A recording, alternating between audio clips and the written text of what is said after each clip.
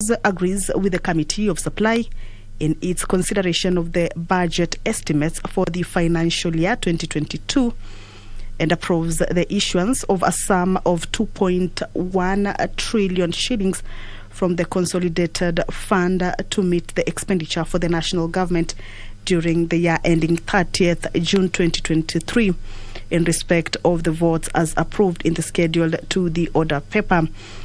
A question will be put on this particular motion that is moved by the Chairperson, Budget and Appropriations Committee. Some of the estimates on this annual estimates for the financial year 2022, some of the gross total estimates from the Executive Office of the President and the Nairobi Metropolitan Services has a gross total estimate of 14 billion Kenya shillings. State Department for Interior and Citizen Services, the Department of Policing Services has 103 billion Kenya shillings. Migration and Citizen Services Management 3.7 billion Kenya shillings. The State Department for Correctional Services, General Administration, Planning and Support Services has a gross total estimate of 373 million. The State Department for Devolution Services, gross total estimate of 1.7 billion Kenya shillings.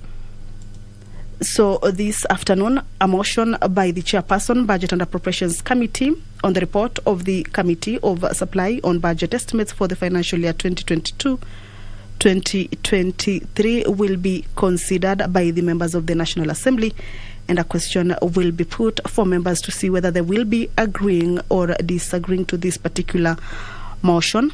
There is also another motion that members of the National Assembly will be considering this afternoon, the report of the Committee of the Whole House on the National Government Constituency Development Fund Amendment Bill, National Assembly Bill number 4 of 2021, by the Chairperson Select Committee on the National Government Constituencies Development Fund, that the House agrees with the report of the Committee of the Whole House on its consideration of the National Government Constituencies Development Fund Amendment Bill, National Assembly Bill number 4 of 2021. A question will also be put to this particular motion, and the bill will proceed to the third reading. Speaker of the National Assembly, Honorable Justin Muturi, has stepped into the chambers. He will be presiding over this afternoon sitting.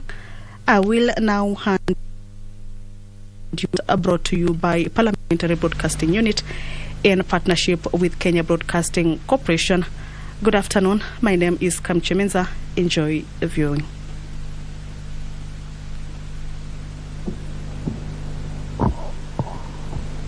Let us pray. Almighty God, who in wisdom and goodness have appointed the office of leaders and parliaments for the welfare of society as the just government of the people, we beseech you to behold with your abundant favor us, your servants, whom you've been pleased to call to the performance of important trusts in this republic. Let your blessings descend upon us here assembled, and grant, treat and consider all matters that shall come at our deliberation in so just and faithful manner as to promote your honor and glory, and to advance the peace, prosperity, and welfare of our country and of those whose interests were committed to our charge. Amen.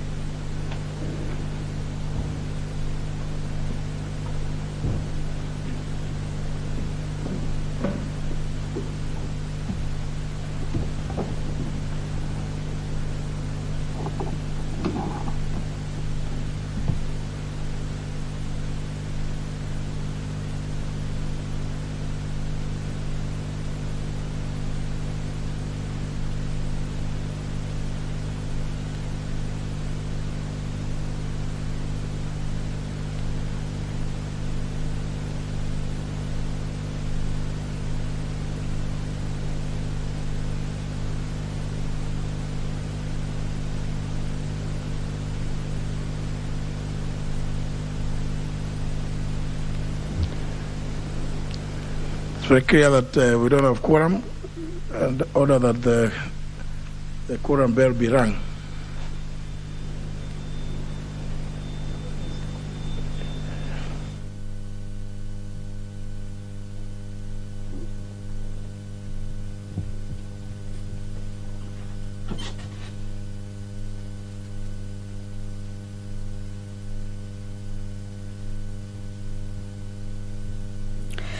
The Speaker of the National Assembly, Honorable Justin Muturi, has just ordered that the quorum bell be rung for 10 minutes. This is to allow members who are not yet in the chambers to get into the chambers for the commencement of the House business this afternoon. But a look at what is lined up for debate by the members of the National Assembly is that members will also be considering a motion on the approval of amendments to the standing orders. This will be a general debate. At the entrance of the chambers, however, you can see that members are slowly streaming into the chambers. Of course, the House needs a total number of 50 members to achieve its requisite quorum number for the commencement of the business. So the quorum bell is currently underway for 10 minutes for members to walk into the chambers. The motion on the approval of amendments to the standing orders is lined up for consideration by the members of the National Assembly this afternoon. It's a motion by the Chairperson, Procedure and House Rules Committee that the House adopts the 5th report of the Procedure and House Rules Committee on amendments to the standing order laid on the table of the House on Thursday, May of 26th, the year 2022, and that it approves the proposed amendments to the standing orders as contained in the first schedule to the report, as well as further resolves that pursuant to the provisions of Standing Order 265, that the amendments are made to the standing orders shall commence upon the expiry of the term of the 12th Parliament, and that despite this particular provision, the proposed new standing order shall take effect immediately. On members' biodata and roll, that it shall take effect immediately.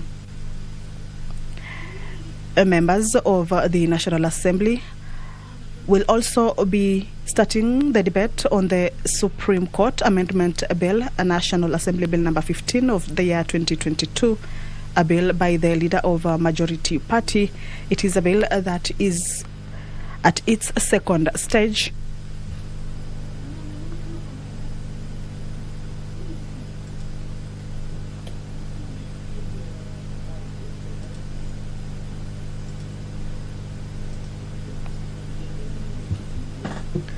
The Supreme Court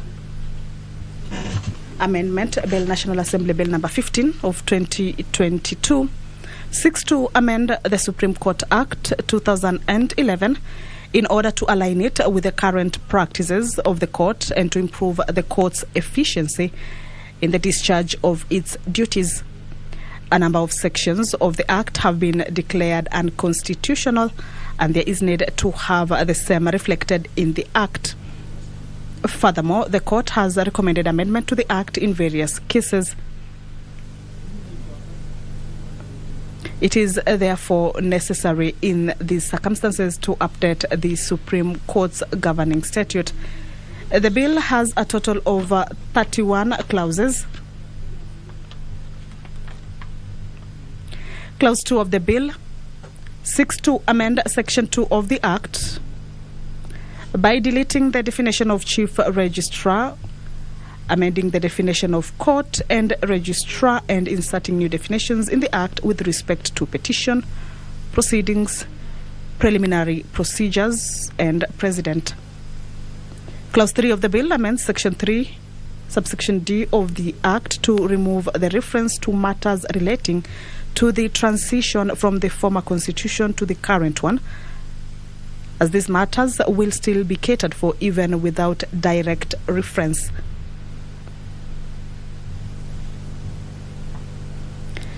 Clause 5 of this bill repeals Section 4 of the Act and substitutes it with a new section which provides that a vacancy in the Supreme Court shall not affect the jurisdiction of the court as long as the bench has 5 judges. That a vacancy in the Supreme Court shall not affect the jurisdiction of the court as long as the bench has 5 judges. This is a bill by the leader of a majority party. It is a bill that is at its second stage, will be read for the second time this afternoon, and members will start debate on this particular bill. Clause 6 of the bill provides that in the absence of the Chief Justice and Deputy Chief Justice, the most senior available judge shall perform any necessary administrative duty.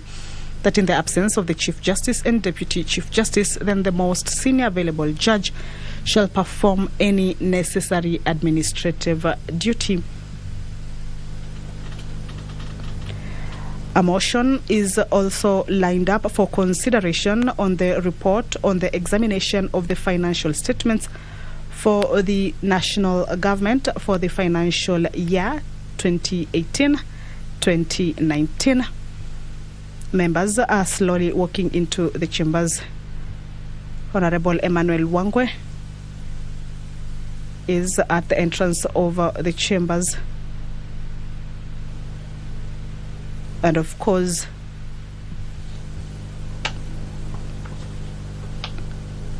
hoping that members will also be getting into the chambers to enable the House attain the requisite number for the House to commence its business. It is a 10-minute quorum bell that is currently underway,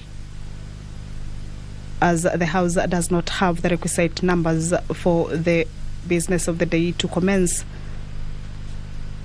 But once the House achieves its number, then the business will commence immediately. The motion on the report of the examination of the financial statements for the national government for the financial year 2018-2019 is by the Chairperson Public Accounts Committee, and that will require the House to adopt the report of the Public Accounts Committee on the examination of the report of the Auditor General on the financial statements for the national government for the financial year 2018-2019 that was laid on the table of the House on Tuesday, May the 17th, the year 2022. The National Rating Bill, National Assembly Bill number 10 of 2022 by the Leader of Majority, is also lined up for second reading this afternoon. This bill seeks to provide for enhancement, certainty, uniformity, and fairness in levying of property rates by the counties.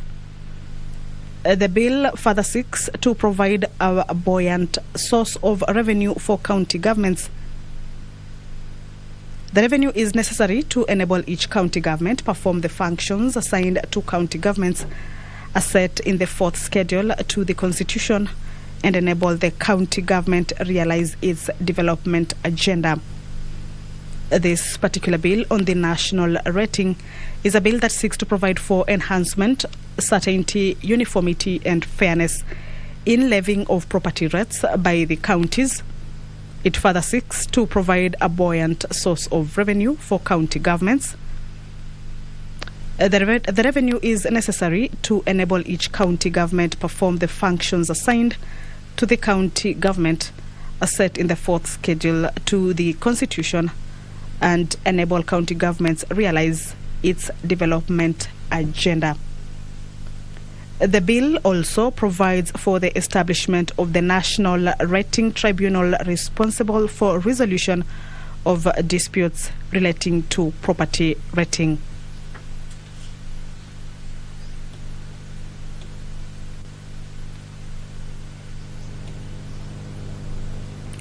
Some of the amendments that are being proposed in this particular bill is that the bill contains provisions on the valuation for rating.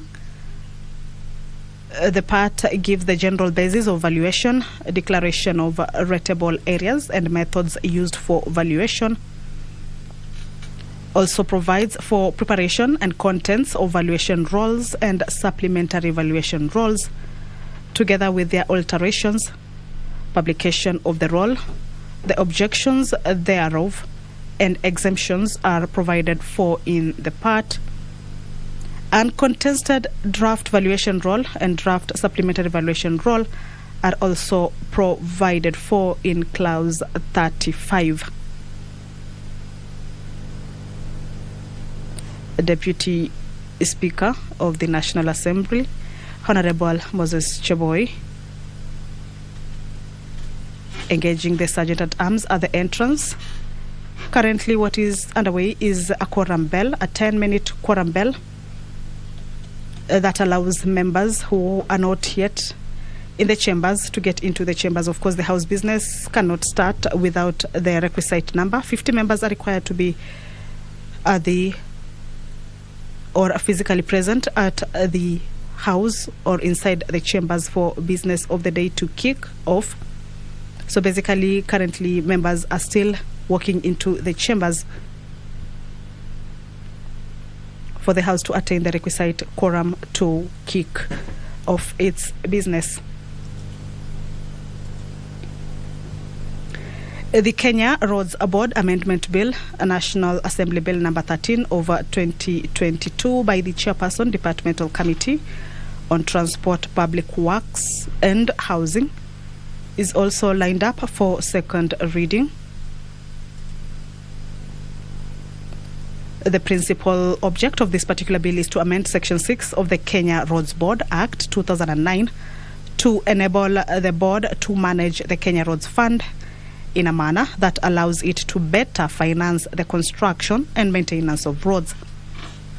The principal object of this particular bill, the Kenya Roads Board, is to amend Section 6 of the Kenya Roads Board Act 2009 to enable the board to manage the Kenya Roads Fund in a manner that allows it to better finance the constitution and maintenance. We may commence.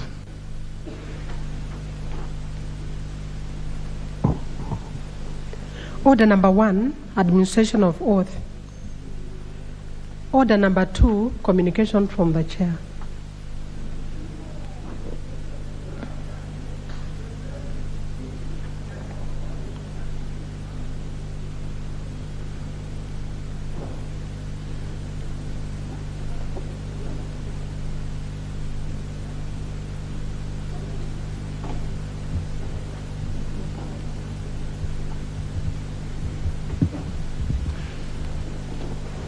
Honourable members, as you may be aware, this week started off on a solemn note for the National Assembly and indeed the country, following the untimely demise of the member for Rabai constituency, the Honourable William Kamoti Momkale. The late Honourable Kamoti Momkale passed on at night on Sunday, 29th May 2022, following a tragic road accident that occurred at Mnarani in Kilifi County along the Mombasa-Malindi Highway. Honourable members, the late Honourable Kamoti was born on 21st of July 1962 in Kiliang'ombe village in Rabai constituency. He attended Kiliang'ombe Primary School, where he sat for his certificate of primary education before proceeding to Dr. Kraft Memorial Secondary School for O-level education. Thereafter, the late Honorable Kamoti joined the prestigious St. Mary's Yala School, where he sat for and excelled in the Kenya Advanced Certificate of Education, KCE. His excellent performance earned him a place at the University of Nairobi, where he pursued the Bachelor of Laws degree and graduated in 1987. Thereafter, he pursued and deservedly earned a diploma in law from the Kenya School of Law in 1990. Following which, he was admitted to the role of advocate. Honourable members, after completing his studies, the late Honourable Kamoti began his legal practice in earnest by establishing Kamoti & Co. Advocates in 1996. He is celebrated as having been a friendly, humble, fearless, and sharp and astute legal mind. In addition to private legal practice, the late member had a stint as a registrar of titles in the then Ministry of Lands and Settlement, as a registrar of titles at Adi House, and as a district land registrar in the then Mombasa and in Kwale districts. In 2013, the late Honorable Kamoti took a stab at elective politics and won the seat of Member of Parliament for Rabai constituency.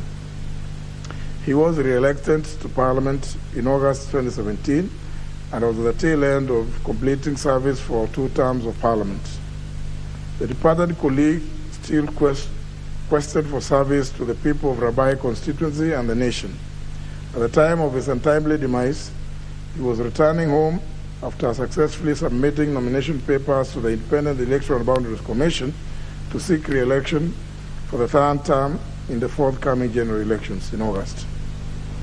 Honourable members, until his premature demise, the late Honourable Kamoti was an active member of the Departmental Committee on Justice and Legal Affairs and Select Committee on Delegated Legislation. The National Assembly, Rabai constituency, and indeed the nation have lost a dependable and astute leader who served his constituents and the nation with utmost dedication. In him was an amiable legislator who epitomized non-confrontational politics, a stance that he exhibited both in this House and after in the House. Honourable members, in accordance with Islamic tradition, the remains of our departed colleague were interred yesterday evening, Monday 30th May 2022, at his ancestral home in Kiliangombe village in Rabai constituency. That notwithstanding, in line with the Parliamentary Service Commission's bereavement policy, I already constituted an ad hoc funeral committee chaired by the member of Oganze constituency, the Honorable Tendi Mwambire. Although the burial rites for the departed colleague were conducted yesterday, the committee is requested to liaise with the family of the deceased member and coordinate the National Assembly's support to the family in accordance with the Parliamentary Service Commission's bereavement policy. Honourable members, on behalf of all members, parliamentary staff, and indeed on my own behalf, I wish to convey our heartfelt condolences to the family of the late Honourable William Kamoti Mwamkale, the people of Rabai constituency, all his relatives and friends. In honor of the dedicated service that the late Honourable William Kamoti Mwamkale rendered to his colleague, constituents, the community, and the nation, I request that we all stand and observe a moment of silence.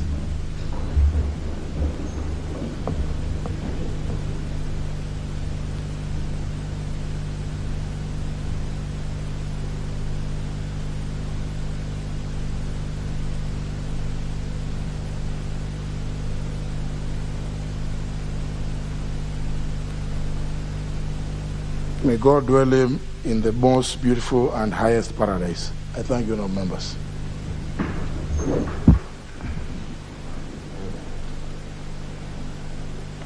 Honourable Manzo. Thank you, Mr. Speaker, for giving me an opportunity to eulogize the late Kamoti. Mr. Speaker, I've served with him in the Committee of Delegated Legislation for 10 years. And unfortunately, we lost him this weekend. Mr. Speaker, I need to pass condolences from Makueni, the people of Makueni, and also to his family and the constituents. I thank you, Mr. Speaker. Member for Nyando. Thank you very much, Honorable Speaker, and I join you and my colleagues in immortalizing our departed colleague. Honorable Speaker, just as you have said, Honorable Kamoti did not present himself as a politician. The bravado that is constantly expressed by members of this House was far off in his radar. And I remember, Honorable Speaker, in 2019, in December, you selected me and Honorable Kamoti to join you for a visit of Abu Dhabi. And Honorable Speaker, that is the time that I came to know Kamoti at a personal, on a personal view. And he was such a humble person. Little would somebody have ever imagined that he was a lawyer, even to begin with. And during the 1 week, Honorable Speaker, that you took us out, he really presented himself as a gentleman. The visit that you took us to be with our ambassador in his Majlis in Abu Dhabi, he was just a fine person. And the people of Nyando constituency, where I represent, joined me and you and the entire house to wish his family grace from the Almighty God and the people of Rabai. And this is a person who has dedicated his life to service to humanity. At the party level, ODM, where he was an ardent supporter, we have really lost a gem within us. And Honorable Speaker, we join you in mourning the death of our departed colleague. And I thank you for the opportunity. Honorable Angwe. Thank you, Honorable Speaker. Honorable Speaker, on behalf of the great people of Navaholo, and on my own behalf, Honorable Speaker, allow me to pass my sincere condolences to the family of the late Honorable Mamkale Kamoti. Honorable Speaker, I happen to have served with the late Honorable in the Committee on Justice and Legal Affairs. And before then, Honorable Speaker, in 2013, when we all came into this house, he invited us, Honorable Speaker, to Rabai when he was celebrating his homecoming party. I had the privilege of sharing with the people of Rabai. And Honorable Speaker, this man, the Honorable MP for Rabai, the late Honorable Kamoti, was such a humble person. Honorable Speaker, whenever we could go to the committees, he was very patient. He was very accommodative in terms of consultations. And therefore, Honorable Speaker, we will miss him great, but we all say, let his soul rest in eternity. Thank you, Honorable Speaker.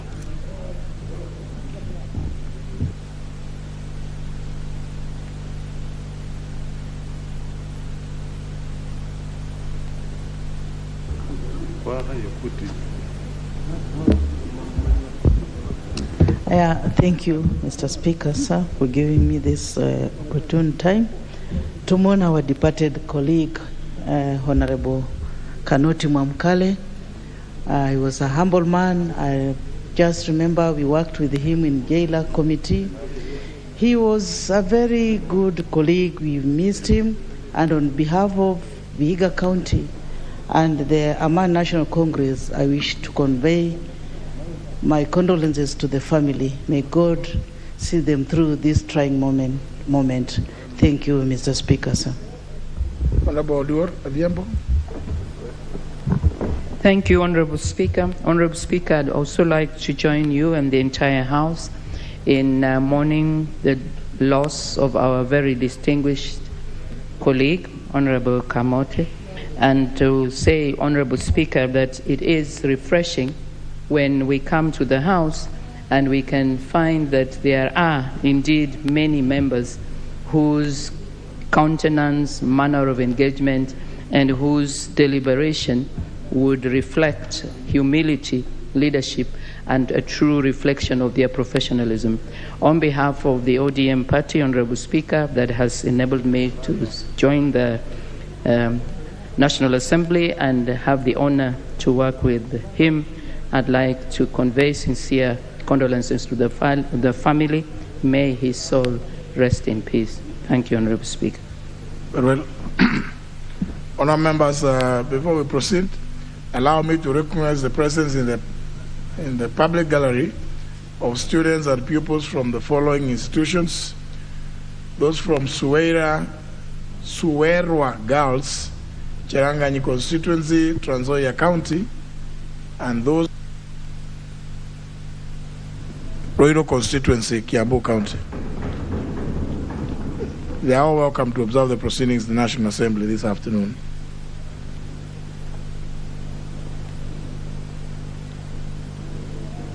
Fatuma Gedi, you put an intervention. Oh, okay. Mr. Speaker, eulogy.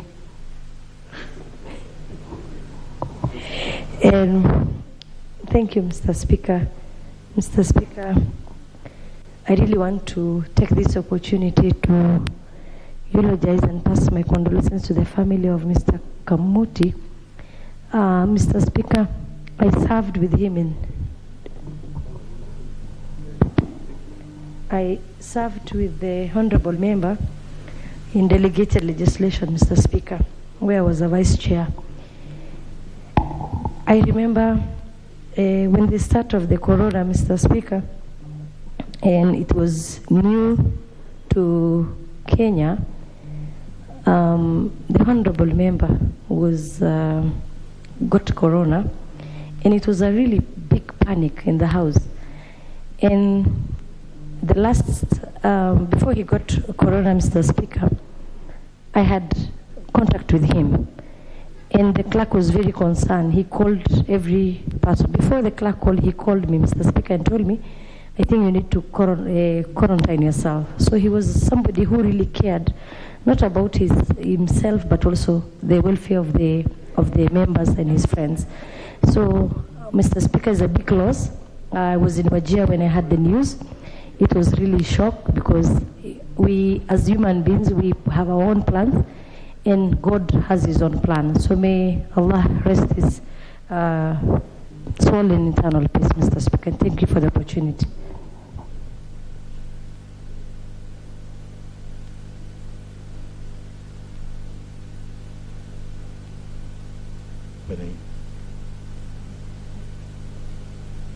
Honorable Kingara.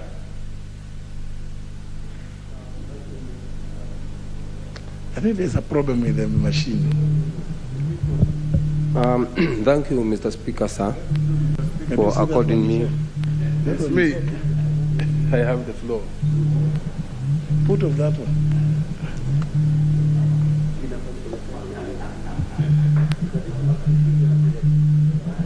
Okay, thank you, Mr. Speaker, sir, for according me this opportunity, especially first to mourn my good friend. He used to speak Swahili, so I liked him very much. Also very humble.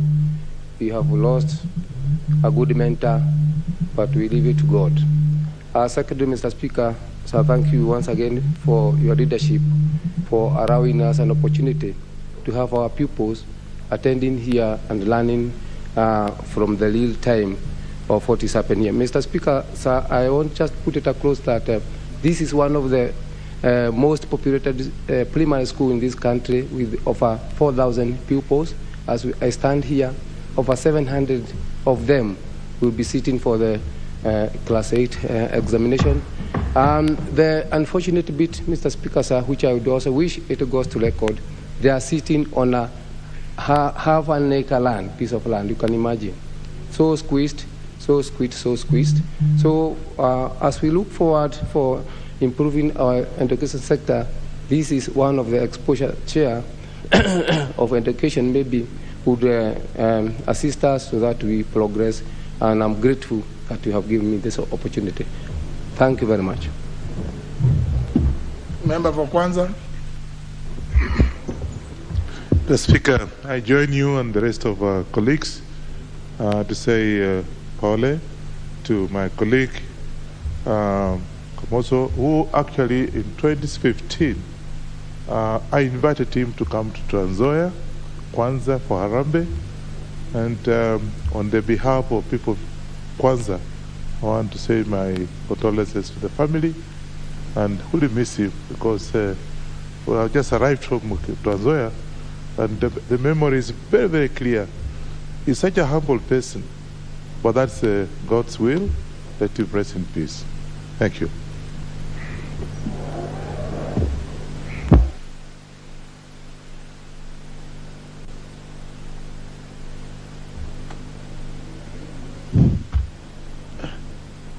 I don't know. I think the staff, whoever it is responsible for these things. I can see, I think a number of members raising hands. The machines are not working. Honorable Sabina Chege. Thank you, Mr. Speaker. I want to join this House in mourning our colleague, Honorable William Kamute.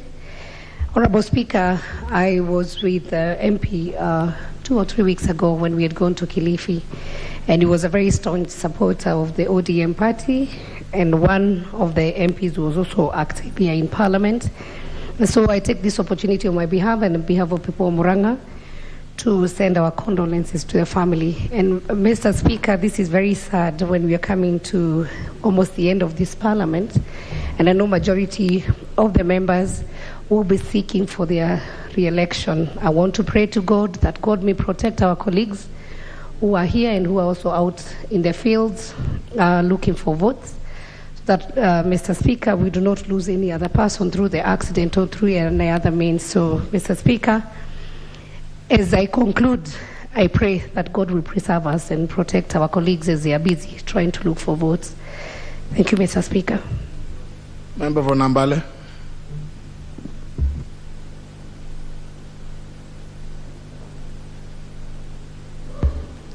Thank you very much, Speaker, for giving me this opportunity.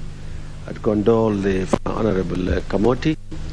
I got to know Honorable Kamoti just by being friendly on this floor, and then we became personal friends and had frequent communications and conversations. He had a deep mind and a humble demeanor.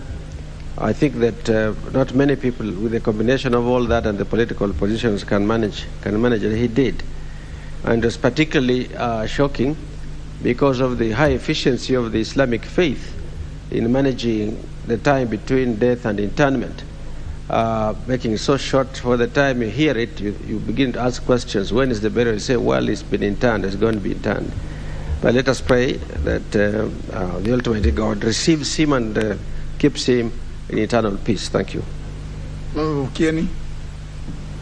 Asante sana Mheshimiwa Spika. Kwa heshima ya Mheshimiwa Kamuti ambaye wakati mwingi alikuwa na penda sana kuongea Kiswahili, nataka kutoa mkono wa buli yake na pia tutoe bega la kujiegemeza wakati huu mgumu, wakati wamempoteza mmoja wao. Nasema kwamba Mheshimiwa Kamuti tumekuwa na yeye, tulichaguliwa wakati mmoja, na ni mtu ambaye nilijua, nilielekea mpaka kule kwao Pwani katika constitution ya Rabai. Alikuwa mpole sana, lakini wakati alikuwa kule mashinani watu walikuwa wanampenda sana. Na nakumbuka miezi miwili iliyopita wakati tulikuwa tumeenda na baba kule, tulikuwa na mkutano kubwa sana wa kufana, na yeye pia alionekana ni mtu wa watu sana. Kwa hivyo nataka kwa niaba yangu binafsi, familia yangu na wale ambao nawakilisha kule Kieni, nitoe mkono wa buliani kwa familia ya mwenda zake, na tuyaombee familia yake amani, na pia ili wawe na ujasiri wakati huu mgumu. Asante sana Mheshimiwa Spika.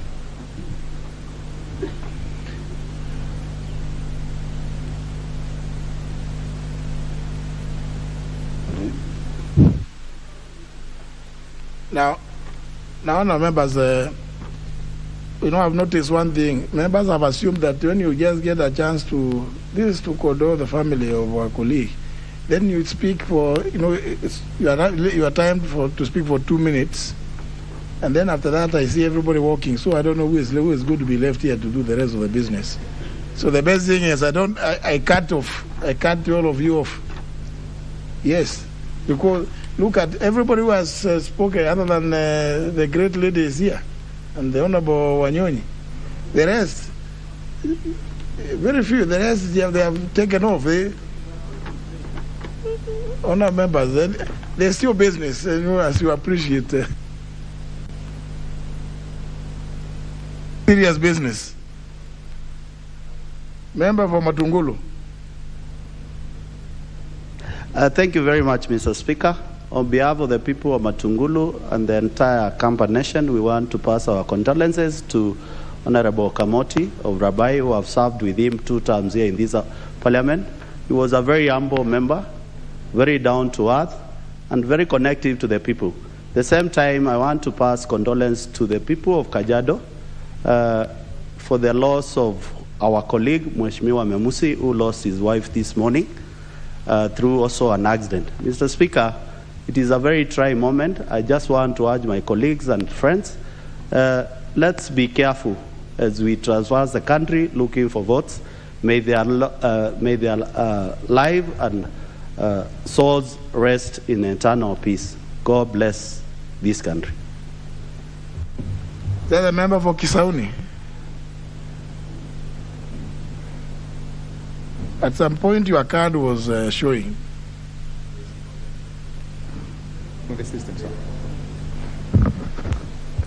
Asante Mheshimiwa Spika kwa kunipa fursa hii ya mimi kama mbunge wa Kisauni kwa niaba ya watu wa Kisauni nataka kuchukua fursa hii kutoa pole zangu na kupeana mkono wa buriani kwa mheshimiwa mwenzetu aliyetuacha jana kutokana na ajali ya barabarani. Mheshimiwa Kamoti alikuwa tu si mjumbe, lakini pia alikuwa anaishi katika constituency yangu, na ni katika Kisauni na Rabai, ni constituency mbili ambazo zimeshikana Mheshimiwa Spika. Kwa hivyo ni mtu aliyekuwa karibu sana na mimi, kwa sababu mahitaji yake kama mwananchi anaishi katika eneo langu yalikuwa yanapitia kwangu ili niweze kuyatatua. Na ni hivi juzi tu Mheshimiwa Spika, niliweza kutengeza barabara kupitia pale alipokuwa anaishi Mheshimiwa marehemu Kamoti, lakini Mwenyezi Mungu alikuwa na mipango mingine. Ni juzi tu tulikuwa tumekuwa na yeye akiwa naenda kupeleka makaratasi yake IBC, amekuwa cleared in IBC, amepatiwa certificate yake. Wakati anarudi nyumbani, maafa yakampata katika barabara. Kwa hivyo nachukua fursa hii kwa niaba ya watu wa Kisauni na mimi mwenyewe binafsi kutoa pole nyingi sana kwa familia ya marehemu Kamoti. Asante Mheshimiwa Spika. Member for Nandi Hills. Thank you, Mr. Speaker. Mr. Speaker, I would like to join my colleagues in sending my condolences to the family of the bereaved family, Honorable Kamoti. That, Mr. Speaker, I served with Honorable Kamoti in the 11th Parliament and 12th Parliament. And having heard from my colleagues, he was very reserved and very humble. He was not outspoken like some of us. But one thing that I realized about Honorable Kamoti was that he was very organized in terms of representation of his people. I remember I supported him in 2 fundraisings, and I remember the motions that he brought before this house, which were touching on the Rabai community and the Mijigenda in Kilifi County. And as I say that, Mr. Speaker, we also want to pray for this country to have a peaceful election, and that may all the aspirants do it peacefully. Thank you, Mr. Speaker. Member for Lamu. Asante Bwana Spika. Nami nitoe rambirambi zangu kwa Mheshimiwa Kamoti na bibi ya Mheshimiwa Memusi. Bwana Spika, Mheshimiwa Kamoti nimepata nafasi kwenda na yeye Amerika. Ni mtu mkarimu, mtu mpole, mtu mtendakazi, na tulipata nafasi ya kujijua tabia zetu, tulifundishwa kujua tabia zetu, akajieleza na sote tukajieleza. Mungu amweke pema na familia yake, Mungu awasaidie, awape moyo wakati huu mzito. Bwana Spika, mimi kweli amepata ajali ya barabara, lakini naomba serikali ichunguze. Wakati huu ni mgumu, wakati huu kuna changamoto nyingi, isije ikawa ni barabara ili mtu amepitia kwa namna hiyo. Maana yake sisi wabunge tuna maadui wengi. Mtu anaweza kuleta ikawa ni ajali ya barabara, kumbe mtu amepangiwa. Kama sisi wengine tunaenda na mabot Lamu, mtu amekupangia kisha onekane ni imekuwa tu accident ya kawaida. Kwa hivyo naomba serikali ichunguze kwa kina, ijue kweli ni ajali. Isiwe mtu amejificha hapo kusema ni ajali. Asante Bwana Speaker. Thank you. Member for Madhya.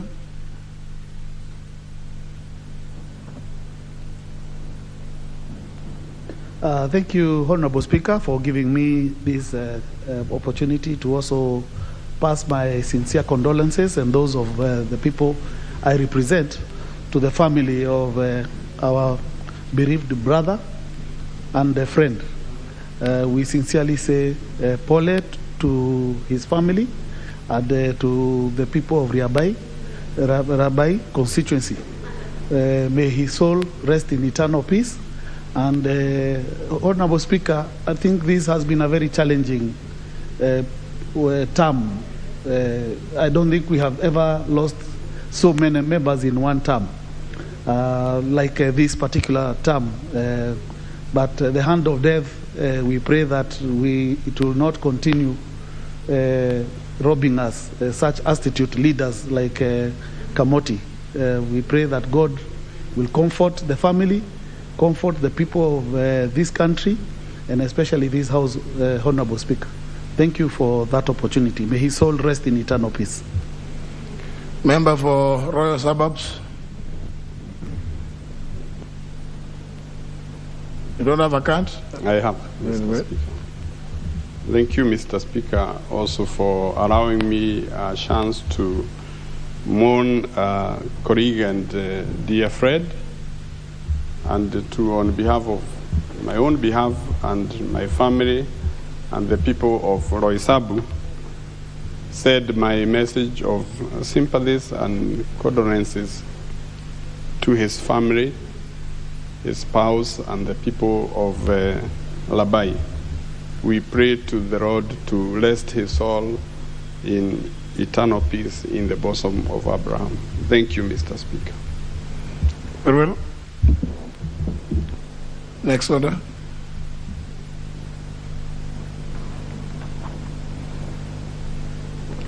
Order number 3, messages. Order number 4, petitions. Order number 5, papers. Majority Whip. Thank you, Honorable Speaker. Honorable Speaker, I beg to lay the following papers on the table of the House. Today, Tuesday, May 31st, 2022. 1. Legal notice number 84 of 2022 relating to the scrap metal dealers rule 2022 and the explanatory memorandum from the Ministry of Industrialization, Trade and Enterprise Development. 2. Implementation status of the Special Funds Accounts Committee report for the year 2016-2017, 2017-2018, and 2018-2019. 3. Report of the Auditor General and financial statements in respect of the following institutions for the year ended 30th June 2020 and certificates therein. 1. Chemelil Sugar Company Limited. 2. Agricultural Development Corporation. 4. Report of the Auditor General and financial statements in respect of the following institutions for the year ended 30th June 2021 and certificates therein. 1. Occupational Safety and Health Fund. 2. Cooperative Society Equalization Fund. 3. Management and Supervisory Fund. 4. State Department for Cooperatives. 5. Salaries and Remuneration Commission Mortgage and Car Loan Scheme Fund. 6. Insurance Regulatory Authority. 7. Development Revenue Statements. 8. Revenue Statements for the Ministry of Lands and Physical Planning. 9. Street Families Rehabilitation Trust Fund. 10. Kenya Institute for Public Policy Research and Analysis, KIPRA. 11. The Judiciary. 12. National Land Commission. 13. Agricultural Information Resource Center Revolving Fund. And last, 14. The Ministry of Energy. Thank you, Honorable Speaker.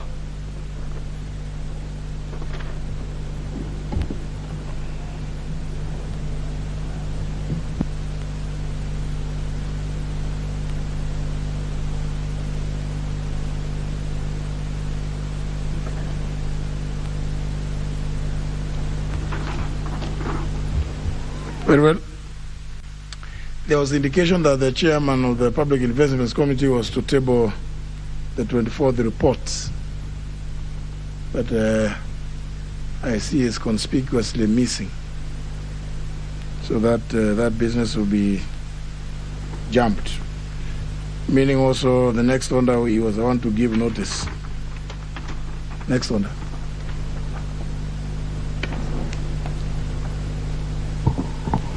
Order number 6, notices of motion.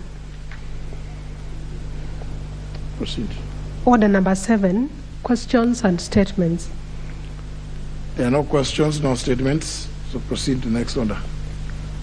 Order number 8, motion. Report of the Committee of Supply on the budget estimates for the financial year 2022-2023. Question to be put.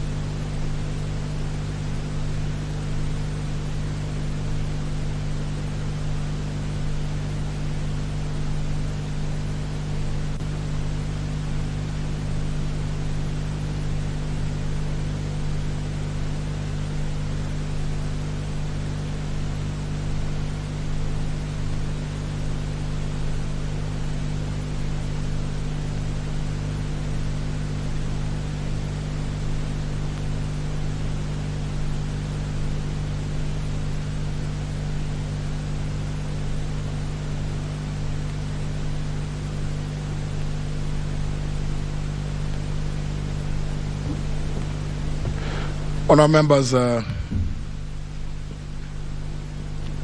think this is going to be a unique year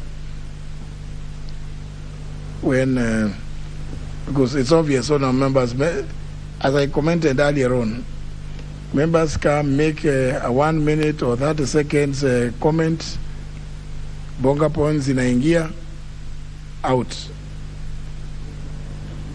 Members don't seem to pay attention to the business. Today's business, where I'm putting the question, is no way any responsible leader can put a question when we don't have more than 50 of you here on the budget estimates. So unless at some point in the course of this sitting, the House can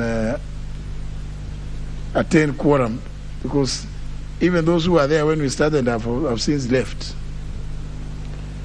It means we may not put this question, and by not putting this question today, it also means, because it is good for us to keep doing these refresher courses, even as we come to the tail end of the 12th Parliament, that by therefore not being able to put this question, it means that the Treasury cannot therefore prepare the appropriations bill. The appropriations bill for the 2022-2023 financial year. So I think it's good for members to know that, and if it is the intention that there should be no budget, members can indicate, so they can just stay in the village and don't bother coming here, because there's no point of coming. Just come, tick. You press your finger and you disappear. You stay for 2 minutes. I've not seen this. I've sat in this house in the 8th Parliament. I've sat in this house in the 9th Parliament. I've sat in the 11th, and this 12th is a unique one, where people don't even read what is coming before the House. A lot of this information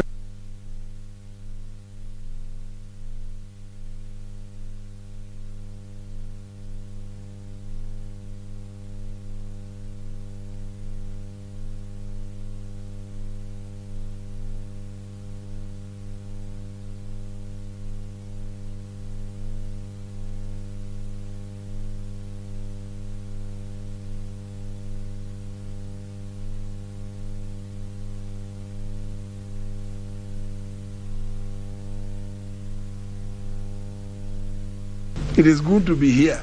But now, look at the members who are here. The Constitution has placed a quorum of 50. And I'm conscious that quorum is important, particularly when you are making a decision. You can debate the rest, because the House is a house of record, but surely when a decision is momentous, is this one, where you are being requested to approve the issuance of a sum in excess of 2.1 trillion. Surely, if not more than 50 are here, I find it difficult. There's no way I can put a question. So honourable members, I have no option. Even if there's going to be no budget, there's no way I'm going to assume that even if nobody has raised the issue of quorum. But I can see you are not 50. You are barely 30-something. So unless you cannot. The bell was rang when we started, and we attained quorum to start. But you can transact any other business, but not where it shows questions are to be put. So the business appearing as order number 8, which was to put the question on the report of the Committee of Supply on the budget estimates for the financial year 2022-2023, is deferred to Thursday, 2nd of June in the afternoon, hoping that we will have quorum. The next business, again, under number 9, is a report of the Committee of the Whole House on the National Government Constituencies Development Fund Amendment Bill, National Assembly Bill number 4 of 2021. Question was to be put as well as third reading. Even that, which I thought touches very many members, should have been business enough to attract more than 100 of you here.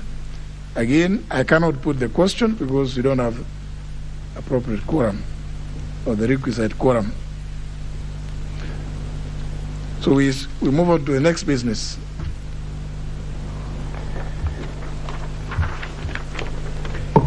Order number 10, approval of the amendments to the standing orders.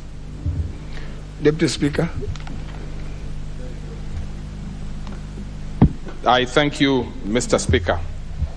Honorable Speaker, I beg to move that this House adopts the 5th report of the Procedure and House Rules Committee on amendments to the standing orders laid on the table of the House on Thursday, 26th May 2022, and pursuant to provisions of Standing Order 264, approves the proposed amendments to the standing orders as contained in the first schedule to the report, and further resolves that, Roman 1, pursuant to provisions of Standing Order 265, amendment made to the standing order shall commence upon expiry of the term of 12th Parliament, and despite paragraph 1 above, the proposed standing orders 259 F5, which is members' biodata and roll, shall take effect immediately. Honorable Speaker, basically what we are doing now is actually writing the 12th Parliament political will, because, members, I can tell you that when this is being done in the House, it's to tell you that you probably have less than a fortnight remaining in your term in Parliament here. Of course, because of the amendment to the Constitution, which gave the members of Parliament an opportunity to serve until the end of their term on a specific period. But when this House is adjourned sine die, basically will not be having work within the Assembly. So what we are doing is writing a legislative will, preparing for those who will be taking over in the 13th Parliament. The only good thing about this will is that it is possible that you are going to enjoy the benefits of the will. Some will, some will not. Some obviously will not because they have chosen to go to other offices. Others have even decided that they are not going to run. And others, as is normal, will face the normal attrition of the House. So, Mr. Speaker, as I've said, this is the will, and I'd expect the members to be very keen, because it tells you what to expect in the next parliament. It tells you what you will see, and I want you to be very keen, honorable members. There will be very many things that will come in the course of this, and I'll be very brief.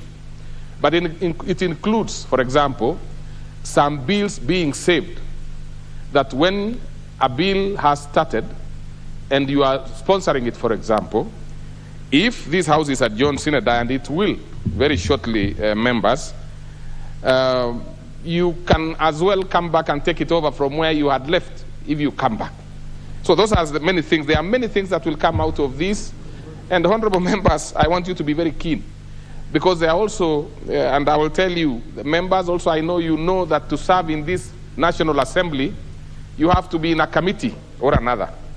There will be somewhere here that you will know that there are new committees that that will have been created out of this, and if you pass it, you know you will want to know them well before you go home, so that when you come back, you will be sure which one you want to serve and you have the qualifications to do. So let me leave that for now and say, of course, that there are many ways of amending standing orders.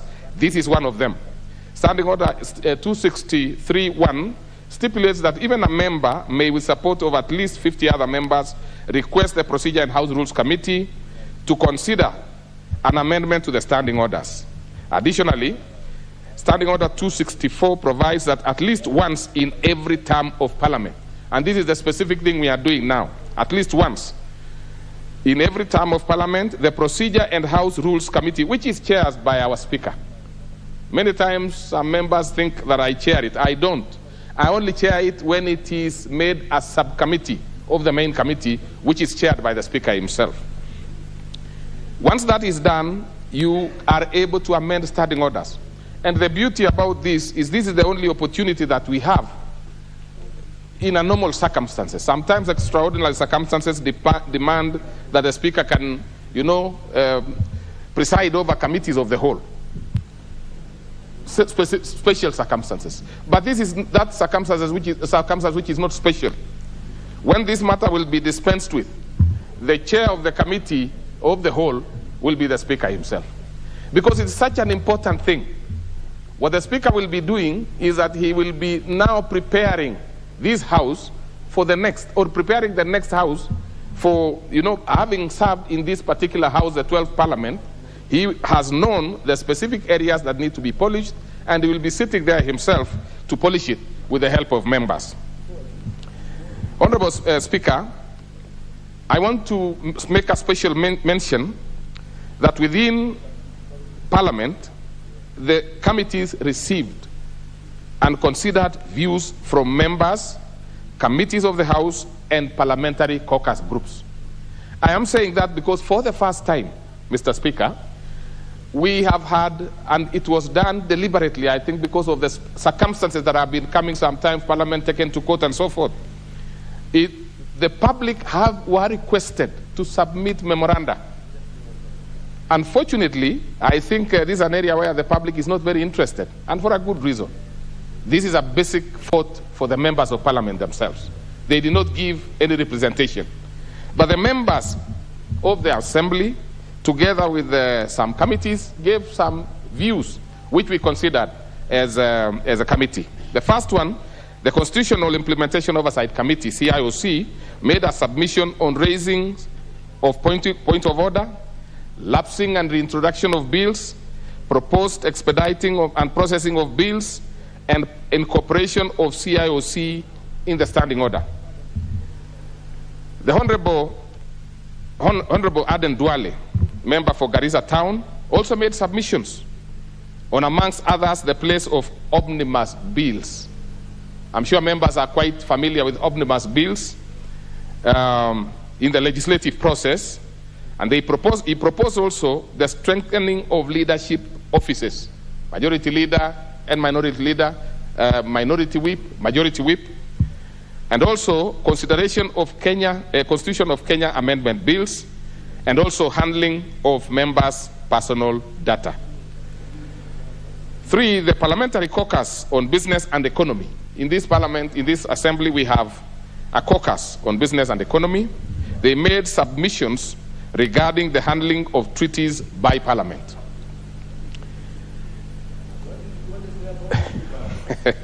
You will get to know that. And read, and members, I urge you to read the report. It's very heavy and we cannot be able to go through it in detail. Read it because you will have an opportunity shortly to debate on it. The fourth person who, the honorable member who also gave some submission is Honorable Patrick Musimba, who submitted in the introduction of a parallel debating chamber. This is one that can be cited even in the House of Commons, where sometimes when business is so heavy, there is another alternative chamber where you can go and participate actively. Look at, for example, a situation whereby some members have been accused of not participating strongly in Parliament because they don't have the opportunity. Right now, of course, if every member here wants to speak, we'll get time because many other members are probably handing over their documents with the IBCs in the constituencies or basically campaigning.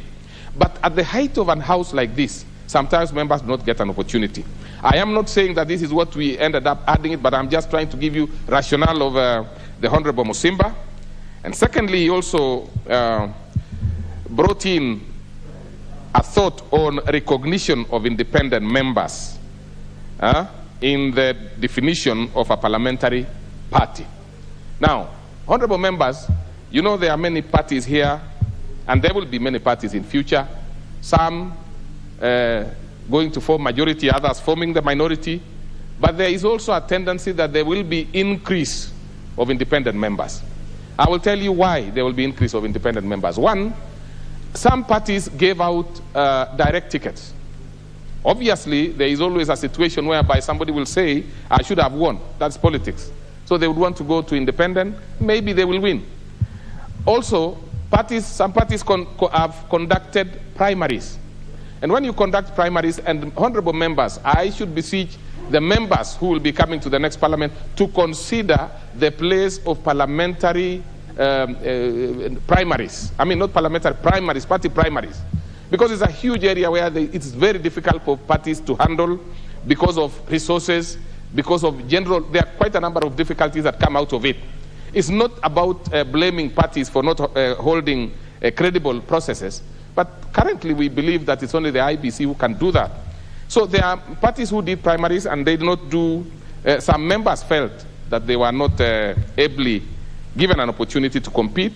They will go independent. And there are members who simply decided to go independent.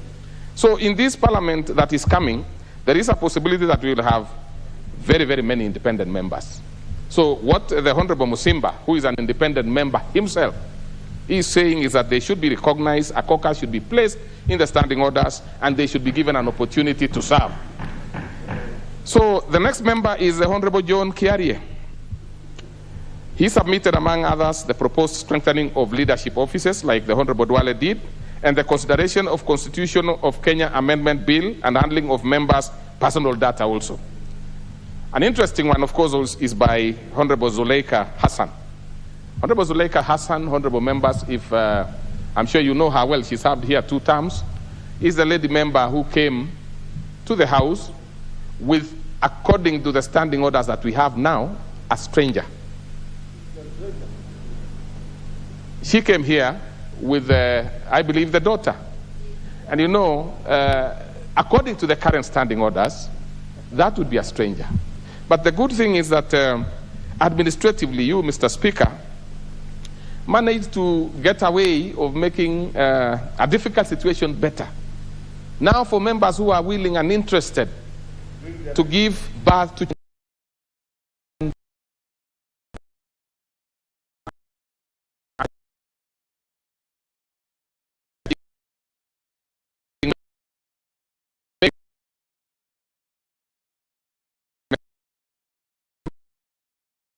also, if you have given birth to children, you can also bring your family here if you want to be seeing them. But I'm told the honorable members here have said that they can deal with that back at home.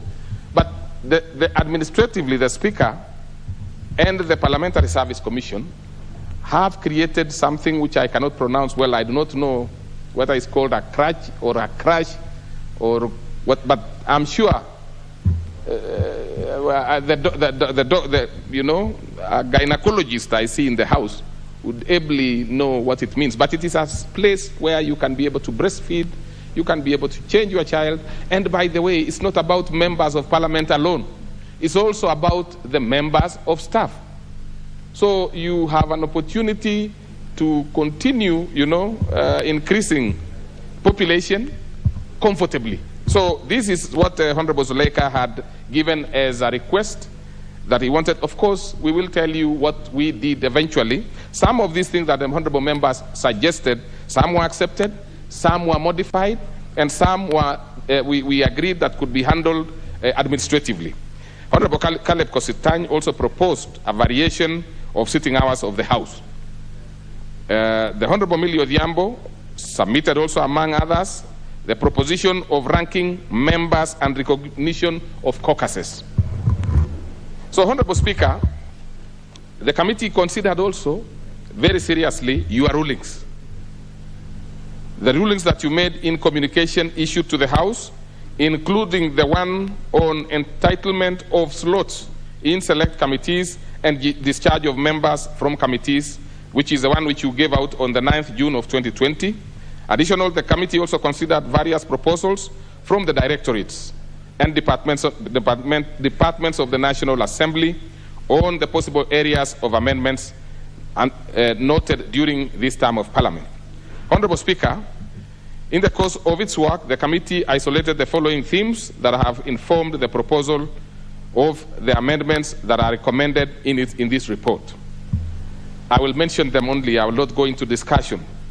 They looked at the issue, they considered the issue of public participation, they considered the issue of efficiency, which is in the committees and chairpersons panel.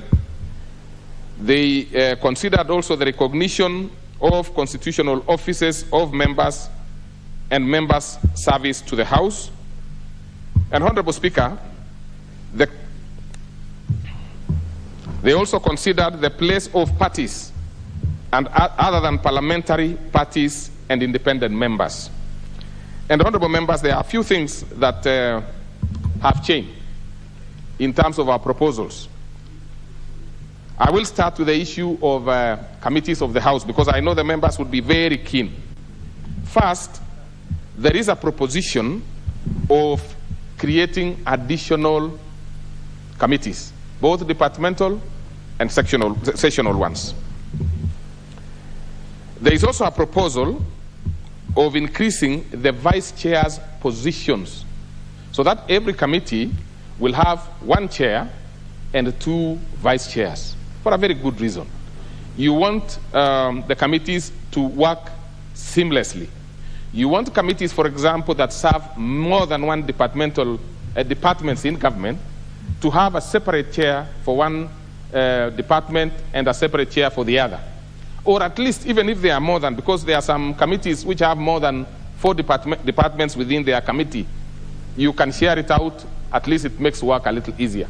We have seen situations whereby some committees are not able to run well because there is too much work, and sometimes you want even to reduce yourself to become subcommittees, so you can have a vice chair chairing one subcommittee and the others chairing another subcommittee, and then it's reported to the main committee. We have also proposed an increase of the chairperson's panel from 4 to 6. And for us who have served in the panel, we know for sure that there is a lot of work. Many times, members of the chairperson's panel find it very difficult to seek re-elections because they spend quite a lot of time on the chair here, and they are only 4. When members are walking in and walking out, they themselves are here either for the session that is then in place or the one which is coming. So we propose to increase. And as we did the committees, as we also decided to split the committees, I will tell you that for the departmental committees, let me start from the sessional committees because it seems to be a bit more juicier for many members. There are established additional 5 committees, sessional committees. One is one on diaspora and migration. Honorable members, you realize that our citizens in diaspora send quite a lot of money to the country.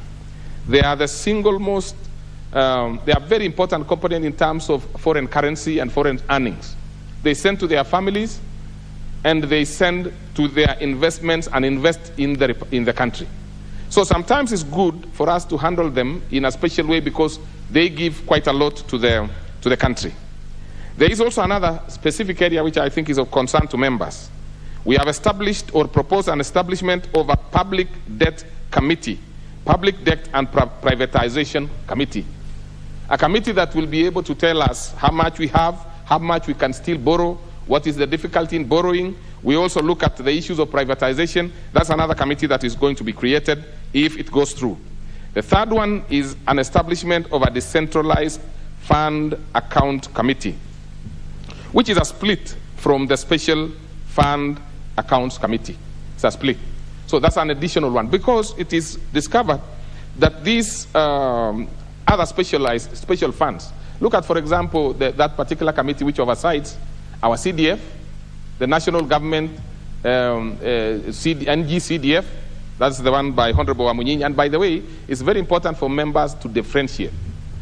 The committee on NGCDF, chaired by the Honorable Wamunyinyi, does not specifically oversight in terms of audit. They do not audit CDF. So it is audited by the Special Fund Committee. Now, that becomes very difficult because you will be dealing with 290 constituencies. Then you deal with the 47, NGAF, I do not know what, National Government Affirmative Action Fund, and other funds. So it's a lot. In 1 year it could be difficult. And yet, they are supposed also to oversight on even other special funds. The Youth Fund, Women Fund, and so forth.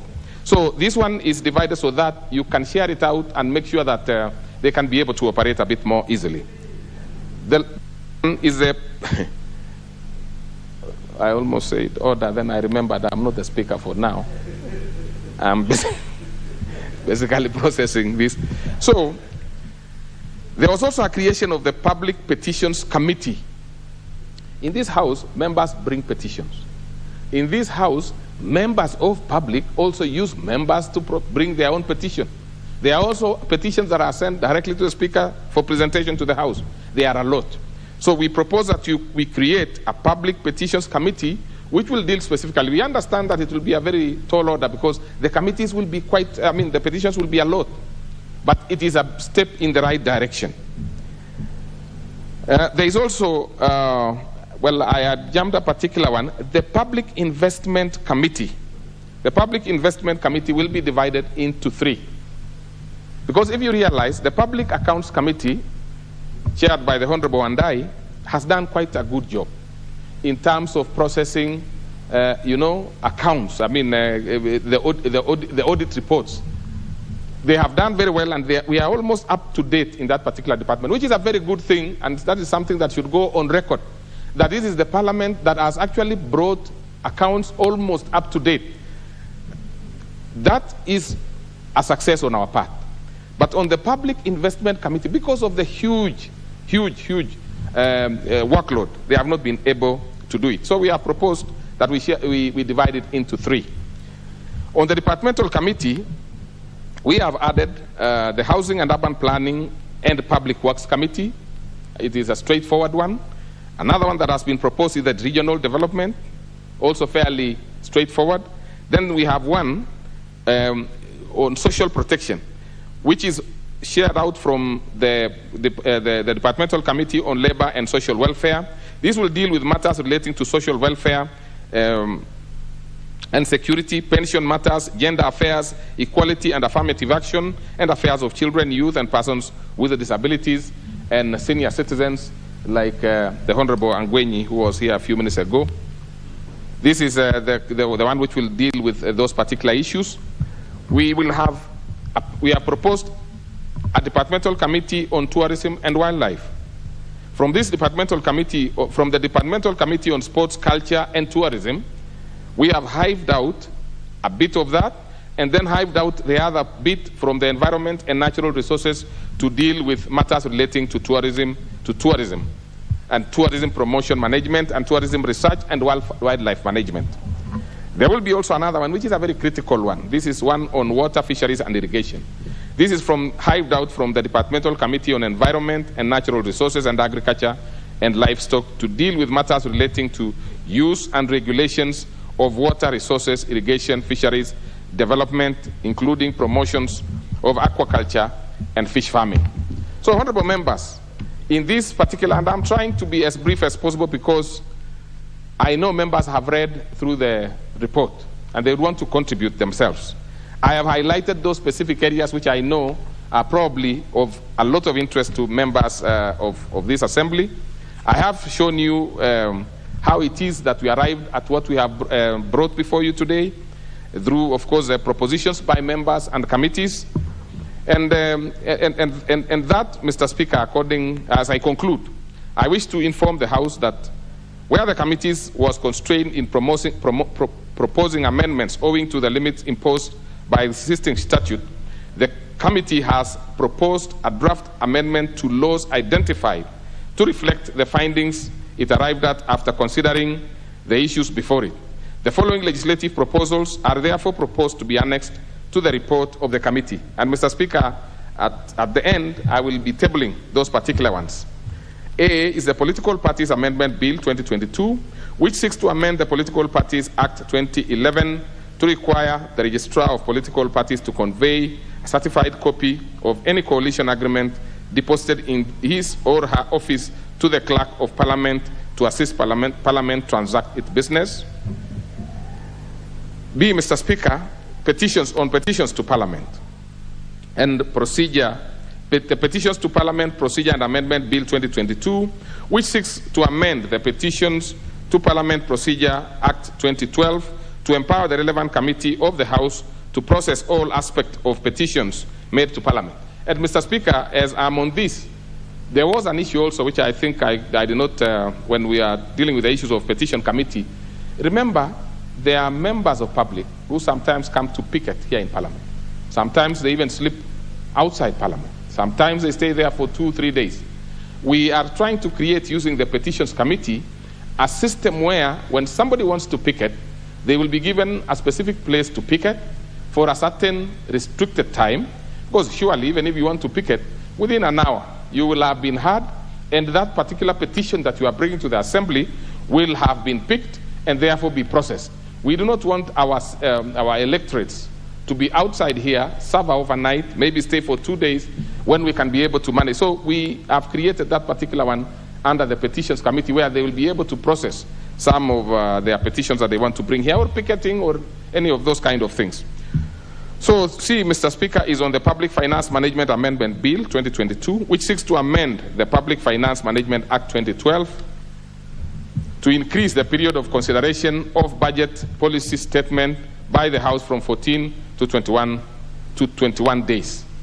D, there will be also the Statutory Instruments Amendment Bill 2022, which seeks to amend the Statutory Instruments Act 2013 to require a regulation making authority to submit evidence of compliance with annulment of regulations to the House.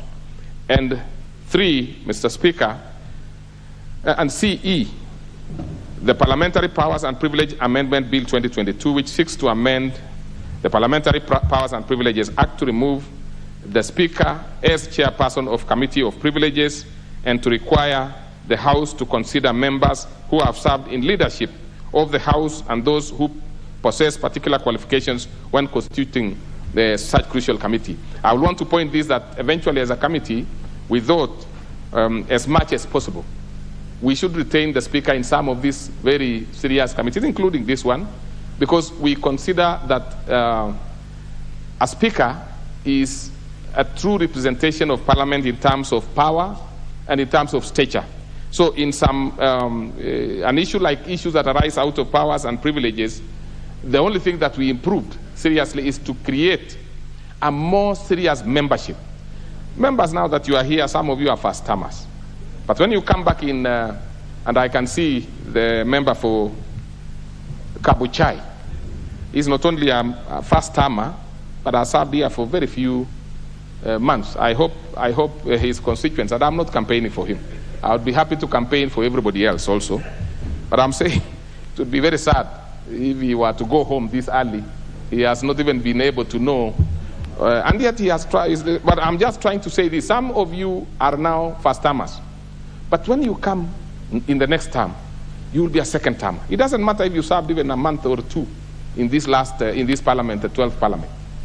This Parliamentary Powers and Privileges Committee should be one that is a replica of the Standards Committee in the House of Commons. You would want to put there very serious members of this assembly. I'm not saying the first-termers are not. I am saying when you are a first-termer, there are a few things that you have not acquitted yourself here with that to deserve such a situation where you are able to know to preside over issues that have to do with discipline of your colleagues. You will not even have probably familiarized yourself that when you get into such a committee, you really not need to have some political or party nationalism in you. You can be able to judge your own colleague and judge him fairly or her fairly. This would be a replica, for example, in terms of in the military term, where we would be having this one replicating itself like the military police, which is slightly above the ordinary military in terms of discipline and so forth. So this is as we have in this one asked the House to allow members who have served a little longer, who have some specific qualifications, that they'll be able to, look, for example, if you have the Honorable Amunyinyi here in the next term, it looks a very promising one. You would want to have Honorable Amunyinyi because the Honorable Speaker yourself, I do not know, because you have declared on your own that you actually don't want to be here in the next parliament. This is the person we would have wanted to manage because of the experience.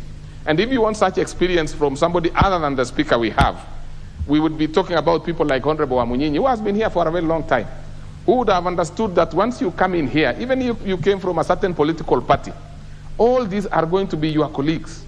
You will need to deal with them as colleagues. It does not matter whether it's from Ford Kenya, it doesn't matter whether it's from ODM, Jubilee, or any other party. Those kind of members who will rise above things, and it can only be done by a person who has served here a little longer. Well, the member for Kobuchai, if you would have come back, and I think you will, if you will have come back, you will qualify to be some of those members who have, but there will be others who will be more qualified now, like the Honorable Amunyinyi, the Honorable Jimmy here, we have even given members who are serving in certain offices, like now the member for, the Honorable Majority Whip. He has served here this time, now he's in an office. So if he came here, he deserves to be in some of these things that are being created. Of course, the Honorable Judy Jomo, who also happens to be one of the senior members, and others. I can see there are quite a number of members here who are senior. But I'm just saying that this is a creation that will be created. So, Honorable Speaker, I will not want to go to everything. It is in detail. It's a challenge which you've just given to us now, Mr. Speaker, that members should read. Once a document has been tabled here, members should simply go to the house, we call it the table office, that which is next to room 7 and between room 7 and room 9. Take this and read it. Go through it yourself. Make sure, and by the way, we are not late. The amendments will not be done today. Today is for debating. You have an opportunity to go and look at some of these things, modify them if you wish, and hope you don't modify them too much because it has gone through a lot of thought. But if there is something that you need to add that will add value, that will be good, the honorable members. Now, Mr. Speaker, as I finalize, because as I started before, I said we are doing a political will, how the standing orders will serve in the next parliament. This is an opportunity, Mr. Speaker, that I would take to thank you because of how you have managed to steer this House for the last 10 years. Let's put it 9, because in the last term, we had a shorter period to serve. Mr. Speaker, you have done well. It's not very easy for people to tell you this, because many times you are doing debate here. You are not in public. The public are happy with you, but most importantly, the members are extremely happy with how you handled this House. You may not also find time, Mr. Speaker, to be in all the social places that are here for members to tell you personally that they are very proud of you. I serve in many, many other offices down here, including one that is very close to the chamber. And truly, Mr. Speaker, we are proud of you. As it is now, Mr. Speaker, you know, it is like now when we go a little sophisticated, this is like when you are in a plane flying, somebody is flying you, of course, the pilot. You know, when they arrive close to where the destination, they have to advise you that we are now going to begin our descent. You are descending to go and land. Mr. Speaker, this is the beginning of our descent, the descent of the 12th Parliament. We are now going to land and hope that we'll be able to fly again. Honorable members, as I wish the Speaker well in all his endeavors, I also want to take this opportunity to wish you members. I know this is a speech that should be made when there will be an adjournment in a day, but there will be many people who will want to speak at that time. I will hope also I'll still have an opportunity to say something else. I will not lack words to say, Mr. Speaker. I wish you well, and I wish members well, and I hope that these standing orders that we are improving will be able to serve you. And you know, there are not too many of you in the House. I can safely say at least those ones who are in the House today. I hope as you make these standing orders, you will be able to use them yourself. It will not be a will that will be used by others. I hope you will be here when this will is going to be opened in the next Parliament for you to transact it. I thank you, Mr. Speaker, and I wish to thank the Office of the Clerk for the support accorded to the committee and the clerk's office in general. There were many. The clerk himself, the two deputies, the directorates, and they did a good job. Some of we do not have a lot of time to go through to the details, but the clerk's department were able to tooth-comb some of the things that we were proposing and gave us very good insight to some of these things. So, Honorable Speaker, I wish to now, I now beg to move and request the Honorable Majority Whip to second, and I thank you. Honorable Wangwe. Sorry, just a minute. And I had forgotten something small, which is a procedure of the Honorable Speaker.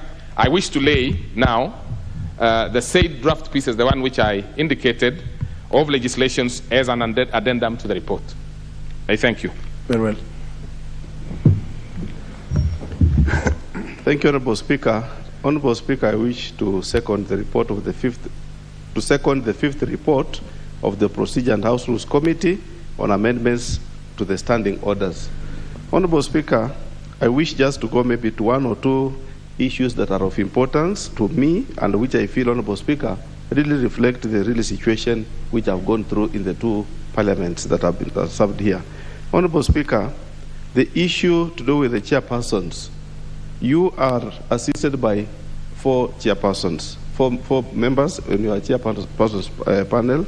And Honorable Speaker, a case like what we went through about last week when we were processing the Committee on Supply, Honorable Speaker, the Speaker who chaired the session, Honorable Speaker, took about 3.5 hours. One person, Honorable Speaker, had two clerks replacing her twice. That means, Honorable Speaker, then was really overworked, Honorable Speaker. Why can't we extend it to the second or third? This proposal that we move from 4 to 6, Honorable Speaker, is real. And I welcome it, Honorable Speaker, and wish to invite my colleagues to support that, Honorable Speaker. Honorable Speaker, there is the issue of processing of bills. Honorable Speaker, for some of us who have had to process a few bills in this House, it's a challenge when it comes to the issue of pre-publication. And I wish to look at what the committee has recommended, Honorable Speaker, the shift, Honorable Speaker, that, for example, the proposing of arising from a resolution of a House. If at all, Honorable Speaker, we have had a discussion or a debate in this House, and a resolution has come up, and a member brought up that kind of a debate in the House, Honorable Speaker, that resolution should be good enough not to send a member to a pre-publication scrutiny so that he moves on and processes the bill. It took me, Honorable Speaker, your own intervention to pass my education bill, Honorable Speaker, which proposed the scrap of the KCPE and KCSE. It's yourself, Honorable Speaker, which I really thank you and salute you, that intervened for that bill to have gone through. Therefore, this proposal, Honorable Speaker, to just come from the resolution of the House to the bill is a good thing, Honorable Speaker. There is also, Honorable Speaker, the proposals that were passed by a House but lapsed at the expiry of the preceding term of Parliament. Honorable Speaker, you can imagine, time is money. And if at all members have taken time to discuss, to go through a certain bill, and then you want to start it afresh, it's another process, Honorable Speaker. And if we can exempt this from pre-publication scrutiny, Honorable Speaker, it's a good thing, so that we can move at least faster with bills.